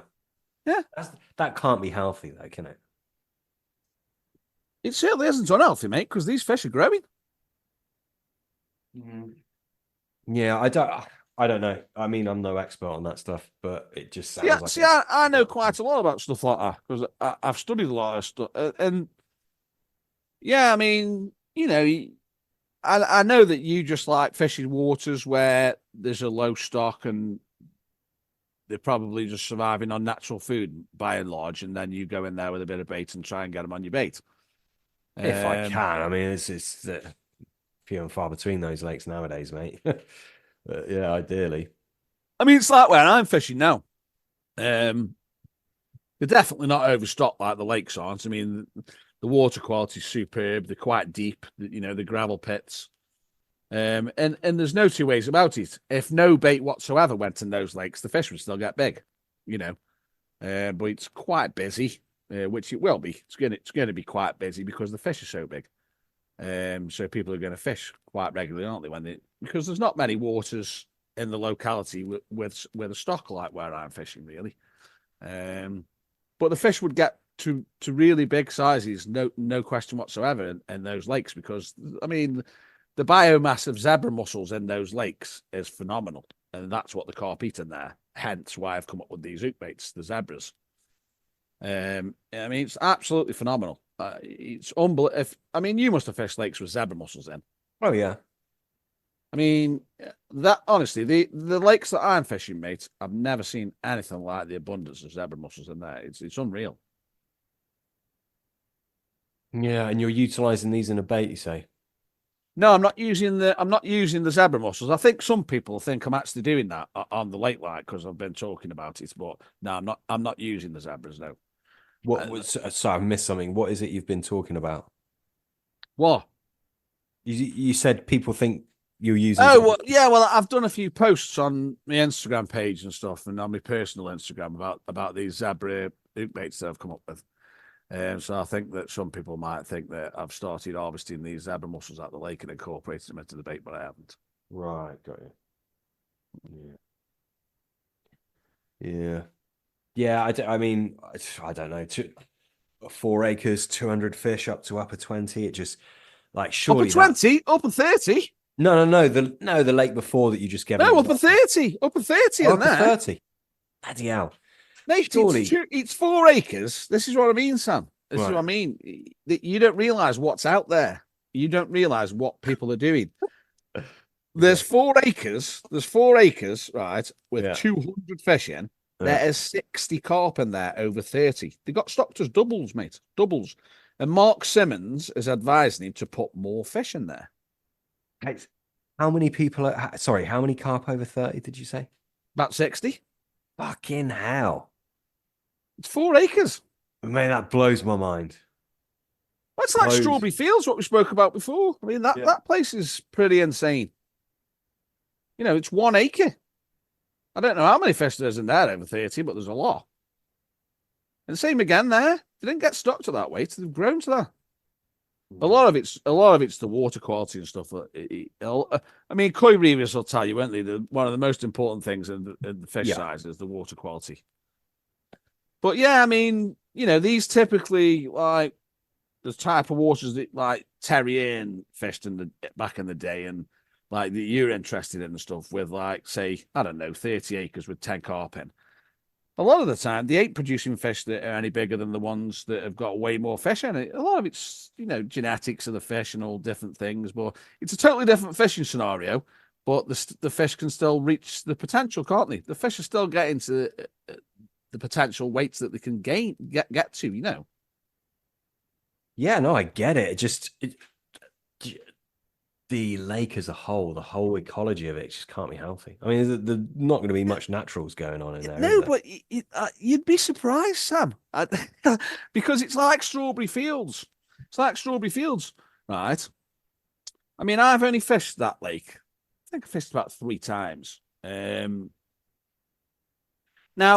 you would think a lake like that, I mean, I don't know how many fish is in there. Well, let's say there's definitely 50 carp in there, right? And probably there's 10 fish over 40 in there. There's like 1 over 60, 2 near 60. And these have all grown in there, right? So you would think that lake would get stripped of natural food, wouldn't you? Well, yeah. Yeah. It doesn't, though. There's bloodworms in there and stuff. I mean, anglers go on and put bait in there, but there's bloodworms in the lake and stuff. I've brought bloodworms in from there numerous times, and I mean, it's unreal, really. I mean, I think a lot of the time as well in there, because there's other species in there, a lot of the time the fish are eating fry. So the roach are breeding, and then the big fish are eating the fry. I mean, it's like when I'm fishing now. There's that many zebra mussels in there. I just do not think the fish could ever deplete the natural food in that lake. It would be impossible. I mean, the biomass of zebra mussels in there, I've never seen anything like it. So, like, I'm a bit of a nerd, aren't I? So I do these mad little calculations in my head and stuff when I find things, and I just think to myself, Jesus Christ, these fish do not need to eat bait if they don't want to. They can just eat these zebras constantly because everywhere they go, they can find these zebra mussels. They're all over the place. I mean, I'd argue a good bait should be more tantalizing to the carp than the zebra mussels.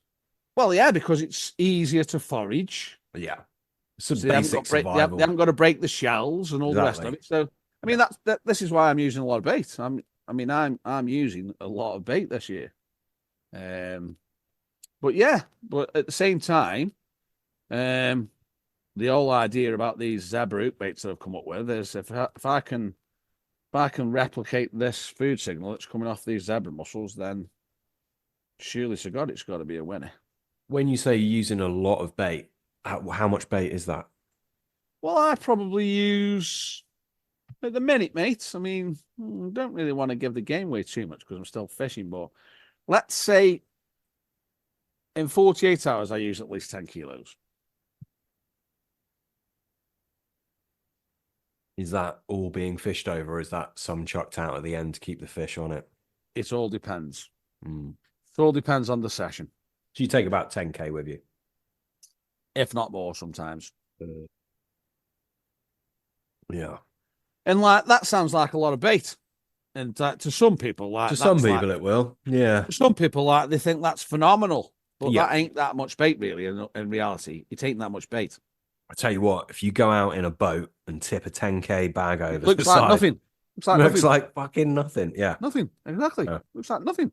Spread 5 kilos on a sheet in your back garden, mate, and just look at it and think, fucking hell, that looks like nothing. Yeah. Yep. People don't realise, mate. I mean, you've got to remember, right? You've got to remember, like, if I mean, you've probably been quite keen on historical things with carp fishing because you've been carp fishing a long time. Like back in the early days, like when they were fishing the Yateley lakes, yeah, and there wasn't that many fishing, like say the Carp Lake and stuff. So they'd be like fishing for, I don't know, say there was 15 carp in there, and they'd be fishing over 10 kilos of bait and getting bites. Yeah, they're big fish though, aren't they? Yeah, but this is what I'm saying. But like some people think 10 kilos of bait is a lot of bait. Yeah, it's really not. That being said, you know, if you can't afford to use 10K of bait on a session, which most people can't, especially in this day and age. Well, yeah, just boilies. I mean, you can use pallets and stuff as well, can't you? You can use pallets, you can use particles, and yeah, there's all sorts of, you know, you don't need a lot of bait. In fact, most of the time I go fishing now, I'm not taking much bait with me at all. Well, if you're on a short session and you're just trying to catch one, like that, you don't want to be piling loads of bait in, do you? No, and I'm using highly soluble baits that, you know, as you say, I'm just doing like a day session to stalk it. You really don't need much at all. When I used to do a lot of one rod fishing in the water where I could test things, where the water was gin clear, close to my house, like where I live now. All I used to take half a kilo of sweet corn with me. I used to buy kilo bags of frozen sweet corn. I used to take half a kilo of sweet corn with me. And I would take maybe half a kilo of boilies with me. But all I would do is I would put a handful of sweet corn and 10 boilies on probably 4 spots all around the pond. And then by the time I'd got back round to the first one, usually, which was the favoured spot, there'd normally be a fish on it. And there was only 20 fish in there, but there'd normally be a fish on the food. And then all I would do is just see what happens. Sometimes I might catch 2. Sometimes I might not catch. Sometimes I might have 1. And then I just chuck the rest of the bait in at the end of the session. Like, but it's next to no bait because once you're watching him in the edge, you can think to yourself, Jesus Christ, I should get a bite in about 10 minutes here because it's eating that bait. But Jesus, sometimes it can take ages before you get a bite. Yeah, I think some of that is rig concealment. Yeah. What, you're saying my rigs are shit? Saying your rigs are shit, mate. Yeah. No, definitely, yeah. I mean, it's like rigs, isn't it? Any rig can get done over, mate. Don't matter what rig it is. Oh, yeah. I tell you what, though, in this, I'm just, no one could convince me this isn't worthwhile. If you're fishing in the edge and you can get a big proddy stick and you can push your leader, hook length, legged, all of that stuff underneath the sediment, I'm a big believer in that, mate. That is well worth Yeah, it. probably works a treat, mate. Works an absolute treat. Really does. It can make sucking up at the bait an issue depending on how much Yeah, we just have to factor into your hook length, don't you? yeah, you just don't bear it all, obviously, but Just use a makes a soft huge bait. difference, mate. It Oh really yeah, does. I can believe it, mate. I mean, like I say, I don't want to give too much away about what I'm doing with my own fishing this year, but yeah, I mean, I've been playing around with different things, and yeah, at the minute I've been using really heavy leads, like, and yeah, that's making a bit of a difference. That is. Yeah, I'm a big fan of heavy leads as well. You can't cast them very far though, can you? So, you know. No, mate. Most of the crikey, 95% of the time I'm underarming it in this day and age at the moment. Yeah. Literally, I'm not even exaggerating. I mean, Yeah, you can't beat catching fish under your feet, mate. Most people, No. a lot of people overlook it, mate.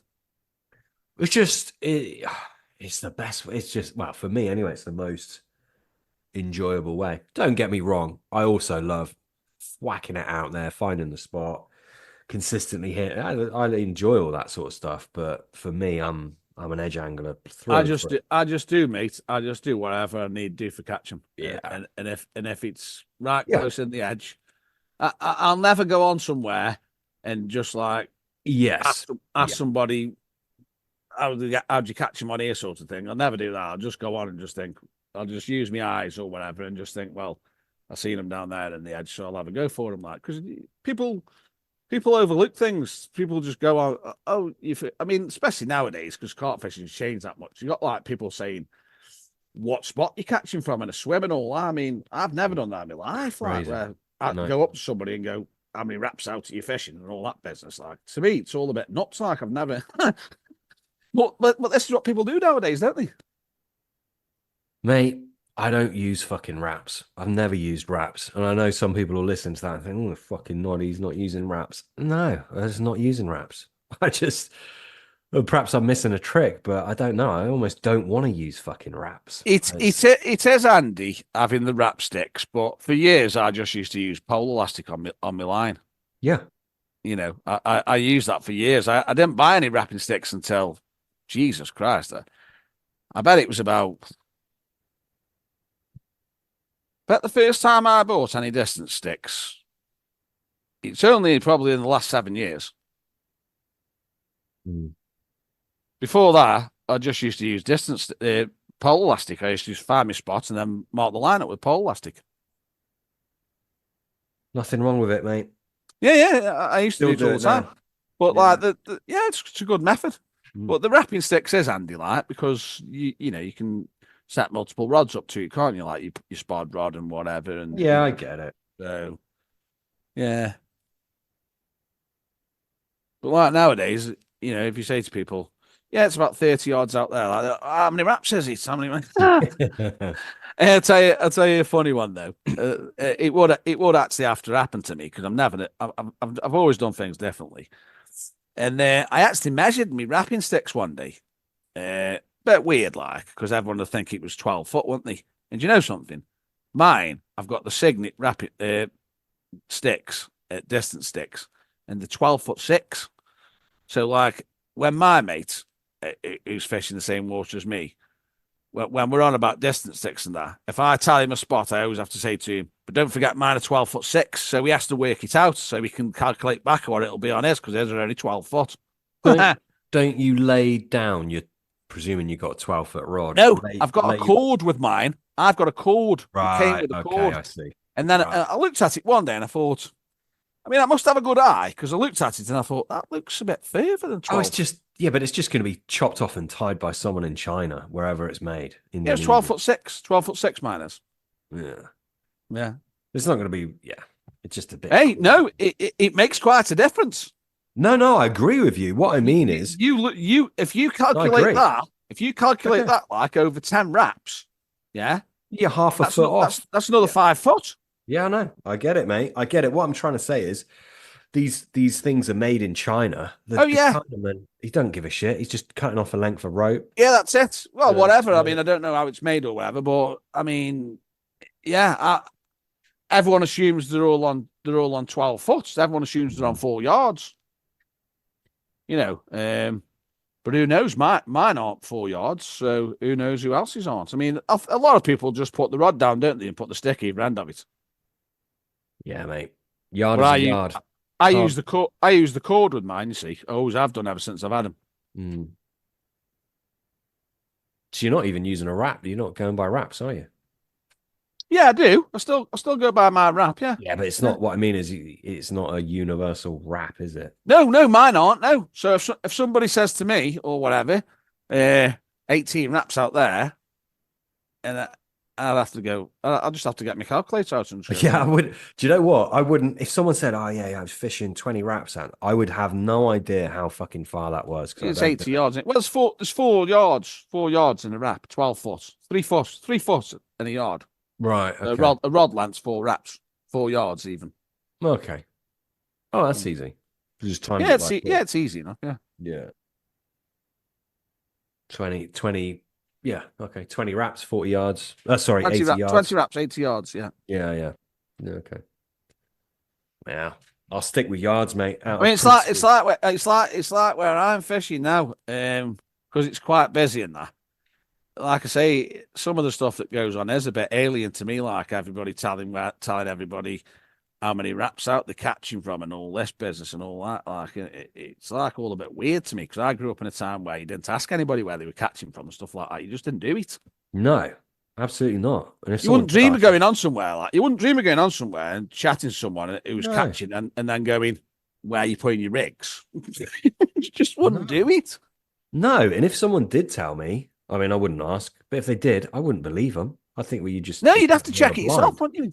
Yeah. And who the fuck cares anyway? Because you've not, if you're just fishing on a spot that they're priming for you, you're not catching those fish, are you? Well, this is what I mean. We won't go into too much, but I'm the same, mate. I have to. If it don't come out of my head, mate, it's not part of me fishing. No, I quite agree. Yeah, I mean there's a point. Yeah, I mean, I'm being anal here, but there's a point where that doesn't quite compute, does it? Like we're all kind of going off of other people to a degree. I'm on about things like your first Wedgwood mix you put together. It was yeah. Don't get me wrong. Yeah, and I know I'm being very anal here. But, yeah, you know. Yeah, I mean, the only person who can say he was a total originator, really, regarding bait, will be like Fred Wilton, wouldn't it? Because he came up with the boiler, didn't he? Yeah, but I mean, some people would argue about that. Yeah, I mean, there was paste baits before that, so but he was the first one who started putting a skin on them and stuff. So it's the same as anything, isn't it? Things get used, and sometimes multiple groups of people will come up with the same thing at the same time, and then it'll develop in one way or whatever. But yeah, things get passed down, don't they? You know. Yeah, definitely. It's like as much as like, you know, you say I know about bait and that. You're obviously influenced by what you've read and seen elsewhere and stuff. So yeah. You can't not be to a degree, can you? No, unless you like completely, I don't know, unless you've got something wrong with you, you're going to be influenced by media sources. And I mean, mine was all reading because I've always read a lot. You know, like I say, I knew the ins and outs of boilies and the HMV theory way before I was well into boilies. You know, way before 1994 when I actually realised how good a bait boilies were. I already knew all about fish meals and milk proteins and vitamin supplements and HMV theories and flavors and different bases of flavors. I already knew all this stuff, but it just wasn't relevant to my fishing because I didn't need it. I was catching on luncheon meat and pepperami and sweet corn and maggots and bread and stuff. Yeah, and they'd still catch now. Still catch now. They still do catch now. Yeah. Pepperami's a bloody good bait, mate. Don't really hear anyone talk good bait about pepperami is. I can never believe it when I talk to anglers and they say they've never caught one on pepperami. They probably just haven't fished with it enough. No, some of them have tried it. Mm. And I think to myself, you've used pepperami, you've never caught on it. I mean, I used to catch loads on pepperami. Not what it used to be, that pepperami, mate. Change the recipe. Have they? I'm fucking around. Everyone says that, don't they, about me? I don't Let's know. change. I don't know, but it's like that. It's the same with that, see, because I am a bit of a nerd. When I started using pepperami, I used to sit there and I can remember the first time I ever looked at the label because I used to use it on the Estate Lake Trenton. I sat there and I thought, spicy, some monosodium glutamate, and I thought, Carp obviously love that stuff. And then, like years down the line, when you start to make boilage, you're thinking, right, let's get that garlic in there and a bit of paprika and MSG in there, and all of a sudden, like you think, fucking hell, that's good in bait, and I was using it in the pepperami. I mean, the mad thing is that water, where I first learned about those things when I was using the pepperami, the super orange absolutely annihilated that water, and that's like spicy, like the pepperami, oily, spicy bait. Mm. And then other baits I've used on there with MSG, and that they're good on there and stuff. So you pick bits up, don't you? Even before you're even, you pick bits up, and years down the line, it all slots into place. It's a bit weird how things happen in it. Yeah, it is. It is, mate. Tell you one thing though, we'll never stop learning, will we? There's always more information No, to be had. never.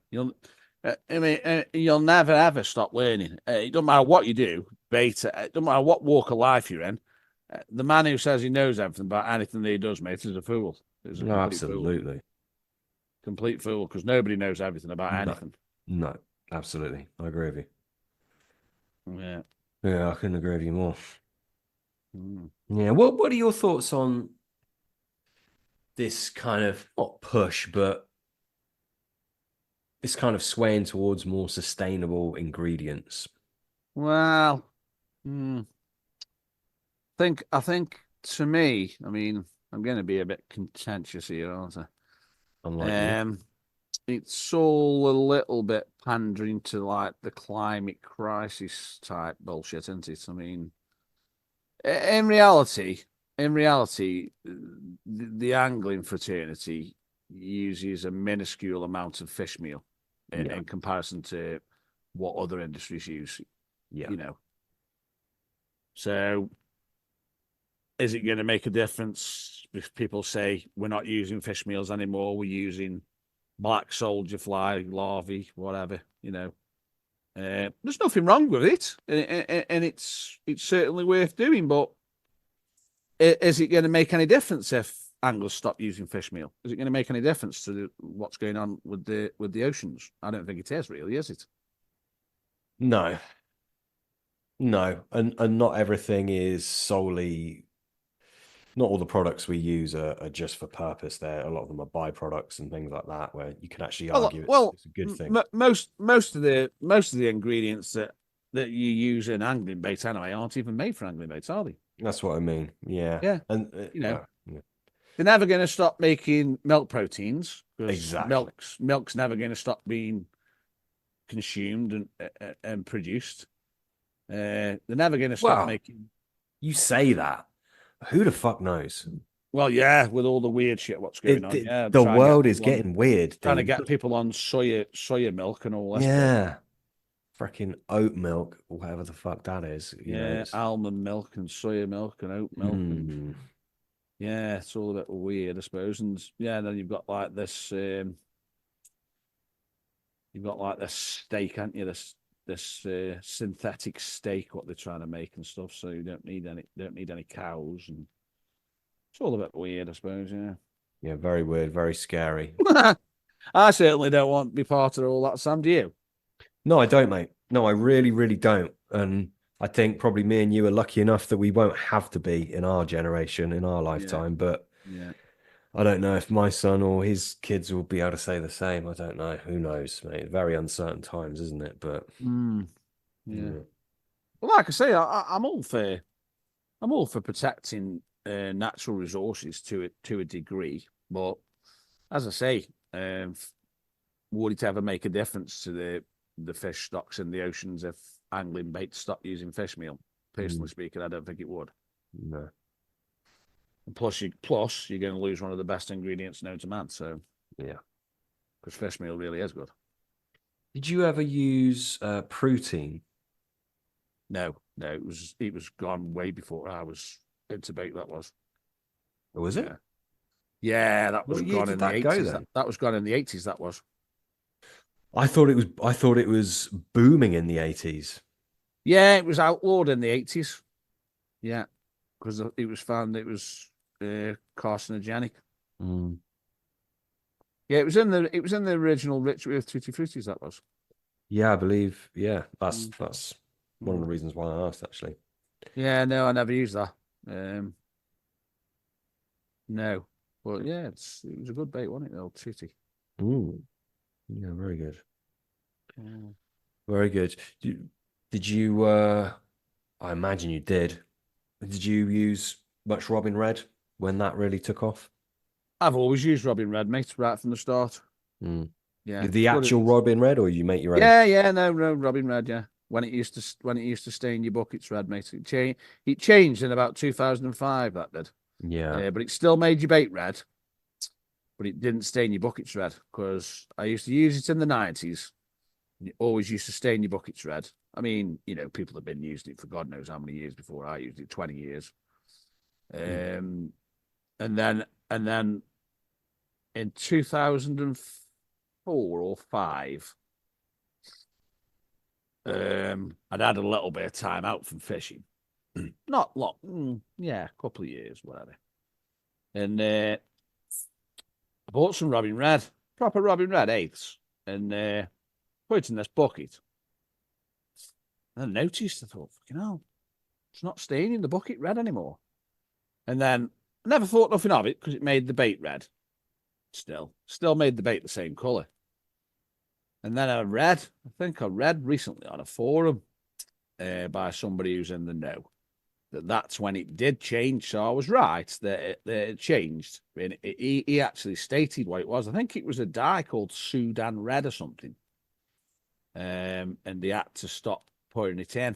And that was when it stopped staining everything red because it did, but it still made your bait red. But it doesn't even make your bait red now, does it? Well, it does, I think, because eighths are actually still selling Robin Red, that makes your bait red. Don't know if you Hook know baits that. only. Yeah, supposed to be fruit baits only, but ayo, who's going to adhere to that? Like, because I know people who are still using that. What is it about Robin Red? Everyone's got their own idea. What do you think it is that makes it good? Because it is a good ingredient. I'm sure you'll agree. Oh yeah, it's superb. Yeah, I mean, I did a post about it on Instagram the other week. Somebody tried to tell me he said he had an excerpt from an old Cotswold baits catalogue that Robin Red used to contain breadcrumbs, but I ain't buying that, mate. Robin Red's never had breadcrumbs in, mate. I've used it for years. To me, Never Robin Red seems to have that texture, does it? Unless there's a tiny bit in there. it's got like a bit of it. Well, that's the first I've ever heard of Robin Red having breadcrumbs in. I don't know about you. No, I haven't. Never heard of that. Yeah, I mean, It could do, but I don't think there'd be a lot of it in there if there was there? well, Haiths have never. I mean, now because they have to divulge everything. And Ken Townley's done loads of historical stuff about Robin Red. Breadcrumbs has never been mentioned, and I'll personally, I've never looked at Robin Red right back from like 30 years ago and thought, oh, there's breadcrumbs in there. Mm. Yeah, it got a bit of a funny texture, but it's got brown sugar in there and oil mixed in with the bell peppers, so it's going to have a bit of a different texture than straight paprika, isn't it? Yeah. Which it has. Like it's a different texture than paprika. So yeah, I don't know. Who knows? Maybe there was breadcrumbs in Robin Red, but it's a new one on me like that one is. Yeah. You still use it now? No, I haven't used Robin Red for years, mate. I haven't used it since you stopped making your bait go red. Yeah. Which is about 7 years ago, is it? Yeah. I used to use it in the Red Devil, and I used to use it in another bait, and obviously I used to use it in the Wedgwood mix when I started selling that. But once they put that beetroot powder in there and it just made your bait go brown, I thought, it's a waste of time now because I need the bait to be red, so I stopped using it. Beetroot's a great ingredient. Yeah, beetroot, there's nothing wrong with it, but it just doesn't make your bait red. No. Is that why you were using it predominantly, just to make your bait red? Not really, no. I mean, there's a little bit more to rubbing red than making your bait red, isn't there? Absolutely, mate. Yeah. So personally, it wouldn't bother me, the lack of that dye. Yeah, but I mean, if you're selling a bait like and it's got to be red, then it's got to be red, hasn't it? I see what you mean. Yeah, from a commercial standpoint, yeah. Yeah. But I mean, it's like I've said to people exactly what you've just said. I wouldn't worry about rubbing red not making your bait red anymore because it's still got what it needs in. Yeah, and I don't think it was that dye that was particularly attractive, was it? I don't think it was. No, I mean, I've heard other people they seem to think there was a possibility of it, but no, I don't think that the dye was the big pull for the carp. No, well, it all depends what the dye was because it's never been disclosed what the dye was. So, but even if it was a dye that some people think was in there, that pigment's already in the bell peppers anyway because it's it's a derivative of the capsaicins. So I was just getting a bit. You on about the carotenoid? yeah, carotenoids, yeah, from the yeah. Fair enough. We haven't mentioned beer on that note. You are, I think last time you did a podcast, you were teetotal, weren't you? Yeah. And you still haven't had a drink, have you? No, I hadn't had a drink on the last time I had a podcast for about, I think it was about 10 weeks. But then I started drinking again. But this time I haven't had a drink now for 5 months, mate. Yeah, well done, mate. While we've been on the podcast tonight, I've had 1 bottle of Corona, 0 alcohol, and 1 bottle of Aldi's Rheinbacher Pilsner, 0 alcohol. I'm going to get another one out of the fridge in a minute, actually. I'm on You're on the normal Corona, aren't you? No, I had a couple of normal Coronas before we started, and I'm on a stout. I got it in honor of you. I know you like a stout, you like a Guinness, don't you? Hey, I haven't actually got Guinness. The shop didn't do it. I've got a Camden stout from Camden Town Brewery. I'll tell you what I haven't tried yet, because I always see it all the time because I'm a big boxing fan. That forged Irish stout. Have you tried that yet? Conor McGregor's beer. No, I haven't, mate. No, I haven't tried that. Because you're a big boxing fan, did you say? Yeah, I'm a massive boxing fan. He's not a boxer though. Well, yeah, he fought. No, he's not. He's not a boxer, but that forged Irish stout is still sponsoring boxing events. Yeah. So you see that all the time on the boards and stuff, Yeah. I've had the Brew Dog one. I can't remember. Is it called Black Heart or something? That's not bad. No, I haven't seen that one. It's by Brew Dog, don't you? Yeah, no, yeah. I told you I had some of that Brew Dog, that IPA stuff. Yeah. Yeah.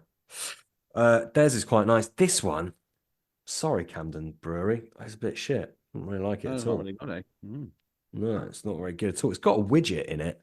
The yeah. So the can goes. Yeah, don't do anything. It's flat as a witch's tit.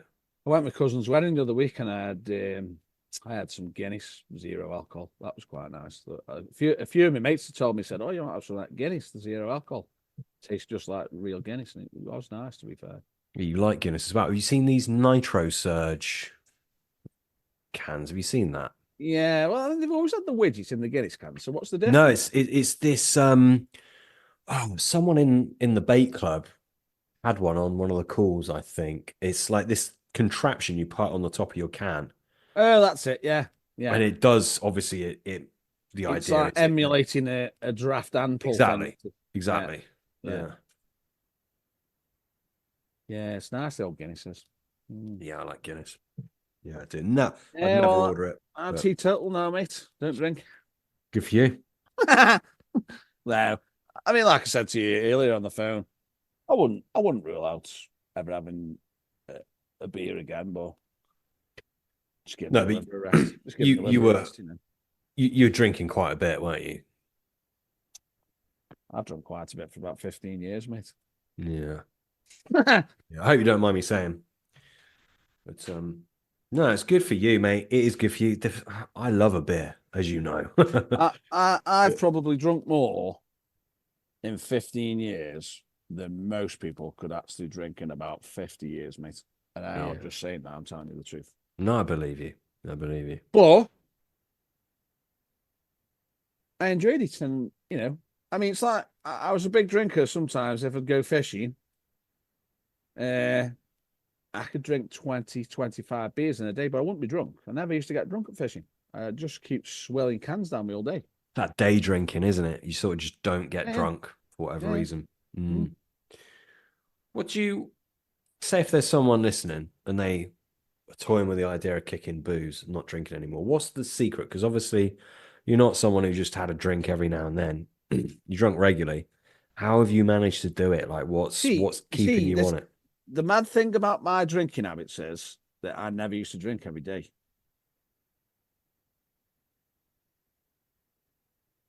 I've never really drunk every day, but I've drunk a lot. Don't know. It's fairly difficult when you first decide to stop drinking, but I don't know. I think you just do it when you're ready yourself. I know quite a few people who've been big drinkers who've packed in drinking over the last few years. I don't know whether it's your biological clock or something kicking. I don't know. I don't know what it is, but Just the I right do. time. Yeah, I do know a lot of people who've been big drinkers, and over the last few years they've knocked it on the head. I mean, I used to drink a lot because like you're surrounded by madness all the time with this bait game. Like it was pretty stressful, so I used to enjoy a few beers like just to chill out, like you know what I mean? Yeah. Yeah. But like, I mean, there's having a beer to chill out, like, but it seemed to take me quite a few beers to chill out. Yeah, it's tricky, mate. It is that whole thing if you finish the day and you crack open a drink, and it is a good way to unwind. But yeah, well, good for you, mate. You're doing very well with it, and yeah, keep on doing it. Yeah. So I don't know. I think we've probably covered all we can cover as far as your giving up the bait game goes, because I know you're going to add some of the sort of stories along the way into your book. But There's a lot of stories, Sam. I'm sure there is, mate. There's a lot of stories. Yeah. What would you like to be remembered for as far as the bait game goes? Bloody hell, that's a bit of a question, isn't it? Yeah. That is a bit of a question. Well, I mean, the only thing you can get remembered for is hopefully people used your bait and they thought it was a damn good bait and caught some fish on it. So, and there's plenty of people who like have paid me compliments over the years with the bait. So, yeah, I mean, the thing is, the way I've always looked at life, is regards to work anyway, is that you should do something that serves other people, and I'm always happy, and I can hang my mixing bowl up and say that I really did serve the customers for the 15 years that I did it, and it was my top priority for a long time. Making the best. Obviously, you've already got products before you start selling it because you've been using them and catching on them. But then when you're coming up with new baits, so yeah. I mean, like I say, I never went into it for the money, because if I did, I certainly wouldn't have been selling the baits I was selling. I'd have been selling stuff that I knew would catch but would earn me more money. Yeah, I don't think if you want to earn a lot of money, I don't think the bait game is a good place to do it anyway, is it? I think if you've got money, mate, you can earn a lot of money from baits. But I ain't like started off a millionaire like some people have. No. So, money earns money. Money attracts money. If you've got money and you can't earn money, something's wrong. Yeah, I just think that compared to other businesses, the profit margins on bait, if you're doing it right, I mean, if you've got no scruples, then yeah, fair enough. But if you're doing it right, the profit margins have to be so low to fit in with the market. It's just a very, very tough road to make it profitable, I think, no matter how much money you've got. I always earned a profit. Like, I mean, I was a Jack 10 after Yeah. 12 months if I didn't earn a profit. And there Yeah, is money in bait. I mean, some companies earn more than others, but yeah, there's better ways of becoming a millionaire, mate. exactly. Many, many better ways, without doubt. You know, you've. I think most people who start off in baits, who create good baits, they're just passionate about it, aren't they? Exactly. I mean, you will. I mean, there's like another guy, a local guy, who I had a bit of a fallout with, another person, and he wasn't a boilie maker. Well, he did have a go at making boilies at one time, but I had to like tell him the own truths that like he would never really achieve what he wanted to because his sole objective was money, which he was, and I was right anyway because he went bump in the end, so I was right, wasn't I? Yeah, we said earlier, I think you got to rule by that, by passion and innovation as well. I don't think there's that many people innovating now. Everyone's just copying each other, and it doesn't lead to a very inspiring state of affairs, really. I mean, that's like fishing in general. It's people cop. There's very few free thinkers and original anglers out there for a start. So the bait's going to be exactly the same, isn't it? Yeah, I guess so. Yeah. I don't know. Well, it's just life in general. A lot of people, well, you know, that's why trends kick off and whatever. People like copying what other people do, don't they? And things snowball and that. But then but you've always got to have that innovator, like you say, who comes up with the idea initially. But the problem with it in bait is, like say you're trying to do something like I've tried to do, and more so you really, because you really aren't putting a ceiling on the cost of anything that you're messing around with. The problem is if you've got X bait that is catching and it's mass produced or whatever, and it costs, say, let's say £9 a kilo. If you come along with something that is definitely far superior in many ways, but it costs £14, most people ain't going to buy it, mate, because they ain't bothered. They ain't bothered that it's better because the end results to them is still the same. They're going to catch a fish, but they don't look at the percentage game, do they? That if they used your innovative product, Yeah. in an effective way, that the results will probably be better than if they used the other product. But that's just how it goes, isn't it? Yeah. It's a tricky one. I get asked all the time if I'll roll it, and I was very, very close to doing it this year, but I just for a lot of fucking work, I wouldn't. I'd have such a tiny margin on it because, Oh, and even then, it would about? be What you on fucking about? expensive. Rolling your base mixes and selling them. Yeah. Well, you wouldn't do the rolling yourself anyway, would you, Sam? You're not cut out for that, kid. I wouldn't not do it myself, mate. I couldn't give it to someone else and trust. You won't last long, Sam. You're not crazy enough. I couldn't hand it over and You've and got have to complete be a bit confidence. insane, mate, to go into the bait game and stay in there for quite a while and do it all yourself. Trust me, I Yeah. know. I've lived it. It's one hard game, mate. Mm. It's all right if there's a few of you doing it, like, but it was always me, wasn't it? Really, for most of the time when I was Do doing you it. mean from a standpoint that it's just a long day and you're on your own rolling and that's it? Is that what you mean?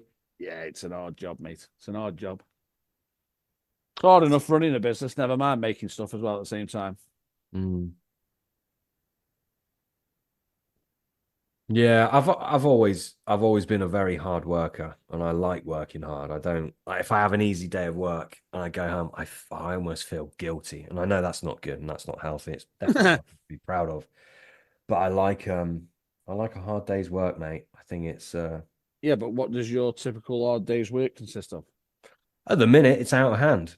Um, this morning, started work at 7:15. It's a bit different because I'm recording a podcast, but what time is it now? It's just Yeah, gone but 11. what have you got actually got to do? Like, I mean, I'm not prying or anything, but what have you actually got to do throughout the day? So I've still got my nutrition business. So a lot of it is consulting with clients, looking at their papers, looking at what they've been Yeah, that's what I doing mean. during So it. it's like brain work, isn't it? It's more intellectual than actually grafting your bag off, isn't it? Rolling bait.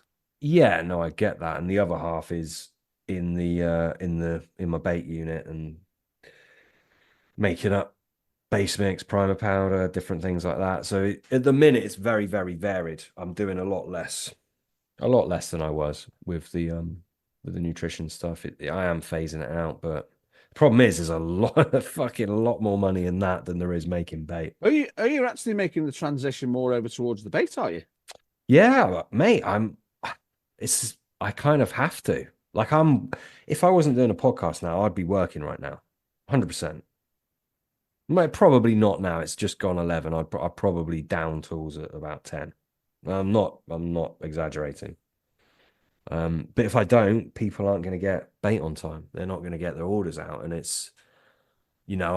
don't get me wrong, I'm not Amazon next day delivery or anything like that, but I I try and get thought a I thought though that you'd always said that like you were never ever gonna let it go this way, and it was just like more of a passion and a sideline than and prob you were just gonna keep yeah, your other business. probably did say that, mate. Yeah, you did. You Yeah, definitely did. yeah. Wow, it's fucking exploded. Mate, a big thing for same as you actually. A big thing for me was going on the Quarter podcast. That month was the following 2 months was just absolutely fucking ridiculous. Like absolutely ridiculous. The amount of orders I got. Um, and it's nowhere near as busy now as it was then. Like nowhere near, but it's still a lot busier. And the problem is, the more people that try your bait, if the idea is they get a good result, they're going to want to keep buying it. So you're just constantly snowballing your client base or your customer Are you base. shifting quite a lot of base mix now then? A fair amount, a lot of hook baits. Um, Yeah, I was gonna say because I could never like envisage that you would go massive just with the base mix in this day and age. I don't think I'm massive, mate, but I'm a one-man band pretty much. Yeah, but I could never even envisage because, like, some people said to me when I decided to jack in, "Oh, what? Why don't you just start supplying the base mix?" I said, "Nah, you wouldn't sell hardly anything. There's hardly anybody rolling the bait really in this day and age, is there? Yeah. Not But you many got people rolling bait, is there? no, no, no, no, it's not, mate. But you got to think I've got two base mixes which I sell, shifting a fair amount of that per week. I've got the hook baits, got the flavors which do really, really well. Hook baits do as well. Primer powder, a lot of people use. Um, Liquids as well. So, and then I'm always doing specials and I'm always tinkering and you know what I'm like. So it fucking keeps me busy. It really does. And my wife's like, what have you been doing all day? Like, what you? It's like, fucking hell. I could just not stopping. It feels like I'm constantly chasing my tail and I'm never close to catching it. Do you want me to tell you something, Sam? Go on. If that nutrition business that you've got the it is more lucrative, mate, my personal advice would be stick with that. Yeah. It, I'll tell you now, honest to God, I yeah. would never advise anybody go into the bait game ever. It's just this like raging passion that Well, that's what I started off with for numerous reasons, but mm, yeah, I mean, I can't tell you what to do. Like you're your own man, but no. um, yeah, like we've just said, there's way more ways. If you want to earn money, like there's way more easier ways than the bait game. I mean, I'm all right. I'm definitely not rich, but I'm not scraping my pennies together to pay the mortgage or anything. So I can afford to ease off the consultancy a little bit and do more bait. And I don't know, I kind of feel a little bit of a responsibility as well. Like obviously I built up this customer base. They obviously want regular bait, and I feel somewhat obliged to deliver that, if you see what I mean.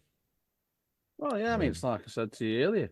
I sort of gave 15 years of my life away to other people, like, because Mm, I didn't do an awful lot of fishing for myself, like, in that 15 years. I mean, I did a bit, but I didn't do much. yeah. And to be honest with you, people are only really pally with you as long as they think they gain something off you that can forward their life and out them, really. I mean, it's all a business, isn't it? You do make friends along the way, but the vast majority of them are only coming to you for something because they think you can do something for them, aren't they? So, Oh yeah. But that's the same in all walks of life, isn't it? Yeah, of course it is. Yeah, yeah. Very, very, very few. There's very few interactions with people like, uh, unless there's a mutual benefit there. It's like we were talking about me and you on the podcast and whatever, and you help me and I help you, sort of thing. It's I scratch your back and you scratch mine, isn't it? Well, you helped me because people enjoyed listening to you, and you help yourself because people enjoyed listening to you. That's what it is, isn't it? Yeah, yeah. Yeah. Yeah, but I don't know at the minute, mate. I'm definitely not going to listen to you in the nicest way possible. I'm enjoying it. And as I said, like, I like a hard day's work and I like a challenge. I really do. Yeah. And it is, you know what? I'm really lucky. And please don't anyone think I'm sitting here saying, "Woe is me, I'm busy." I'm busy because I want to be this way. And it's nice. I get hours on end sitting at my desk, and then I get to go and fuck around with bait. It's a very different job. Mm. It's nice, Oh mate. yeah, I'm really lucky. totally different. Yeah. Totally different. Blast the music on, just get in your own world, making up mixes, hanging up orders. I really enjoy it, mate. Mm. I really do. It's a different type of work, as I said, Yeah, but I did for about the first. Yeah, I did for about the first 5 years. yeah, mate. Well, I'm only like what 3 years in, so 4 years in. Honeymoon period. Yeah. Yeah, yeah. Well, as I say though, I mean, I'll still always be interested in bait, like, but don't think I'll Yeah. ever go. Don't think I'll ever go back to selling bait. I mean, I get asked all the time, start back up. Well, I mean, I ain't got no plans. you phoned me up this morning or whenever it was. You were going out into your shed to roll bait. Did you Yeah, yeah, enjoy for it? myself. Yeah, yeah, yeah, Like you're rolling for yourself now. It's very yeah, different. yeah. Do you enjoy doing that or? Yeah, it's all right. I've always rolled my own bait, so yeah, yeah, Mm, yeah. yeah. All right, mate. I mean, I appreciate you coming on. I appreciate your time. Is there anything else you want to cover or anything you feel that would be good to put out there or to discuss? No, not really, Sam. Not really. Can't really think of anything else to say. Yeah. Cool. Well, Dean, it's always a pleasure, mate. Um, Yeah, I value your time. You know I do. Obviously, you're gonna join us in the bait club on the 5th of September. Obviously, if people can't make the call, it's fine. There'll be a replay. Anyone who joins the bait club can listen to the replay at any date. So that's all cool. But those of you who do want to join and talk to Dean personally, ask him questions, that is going down on the 5th of September. Looking forward to it. It's going to be a good one. And yeah, thanks again for joining us, Dean. Thanks for all these podcasts. It sort of like feels like the end of a small era in some way, shape, or form. And of course, I will look I'm forward to your book coming I'm out. still open to invitations on the podcast, Sam. Just because I'm not selling bait anymore, mate, doesn't Yeah. mean that I still wouldn't chat about bait. So yeah, Yeah. Well, definitely bear that in mind, mate. And I'll obviously always love to have you. yeah, yeah. Yeah, Um, I mean, that's if people want to listen to me, like, well, you know. Well, yeah, yeah. I mean, like I say, it's always going to be a lifetime passion, the bait thing is, but as regards doing this as a job, no, not anymore. yeah. Have you got a date in mind for this book? Yeah, but in about 12 months' time, I reckon it'll be ready then. Yeah. Yeah, I mean, I'm getting people asking me now and stuff, saying, "Can you reserve a copy?" And but because my website is paid up for lifetime hosting, it'll never disappear. So I'll just sell the book through the website when it's ready. So So, but publishing it yourself? Yeah, I'll self-publish again. Yeah, yeah. Yeah. How many pages do you foresee it being? Ooh, 400. Mm. What was your last one? Well, it wasn't double spaced. The last one wasn't, so it probably should have been about. Because that was a mistake that I made. It probably should have been about 140 pages. So yeah, this one will be about. It'll be about 400 pages or whatever. I don't know. It might be less. It might be more. Mm. Got a name for it? Yeah, I've already. Most people who look at my Instagram page, yeah, it's called I need to look at Beyond. your Instagram, don't I? I'm It's missing half of it. called. It's called Beyond Fred. That's obviously a homage to Ooh, Fred Wilton yeah. and an unexpected Sorry, Beyond Fred, an unexpected journey. journey. Nice. Yeah, that's what it's called, mate. Very cool, mate. And Yeah. so once you've published this book, you're selling it, what's your plan? What's next for Who Dean? knows? Who knows? Just carry on going fishing. Yeah, good man. Dean, as always, mate, absolute pleasure. Yeah, no worries. Nice talking to you again, Sam. You too, mate. Always is. Yeah. And remember, folks, you can step inside the brilliant bait mind of Dean Towey by joining the bait club at optibaits.com/club. Now, it doesn't matter when you're listening to this, but the actual call date will be on the 5th of September at 8:30 p.m.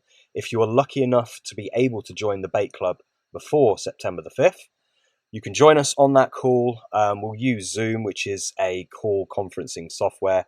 There'll be several of us on the call, myself, of course, Dean, and some of the members of the bait club. And you get a chance to ask Dean whatever you like, and he will help you to the best of his ability. Now, if you can't make the call, don't worry. You can submit questions to me, and I will make sure that Dean covers those questions. Obviously, you've got to send them to me before the 5th of September.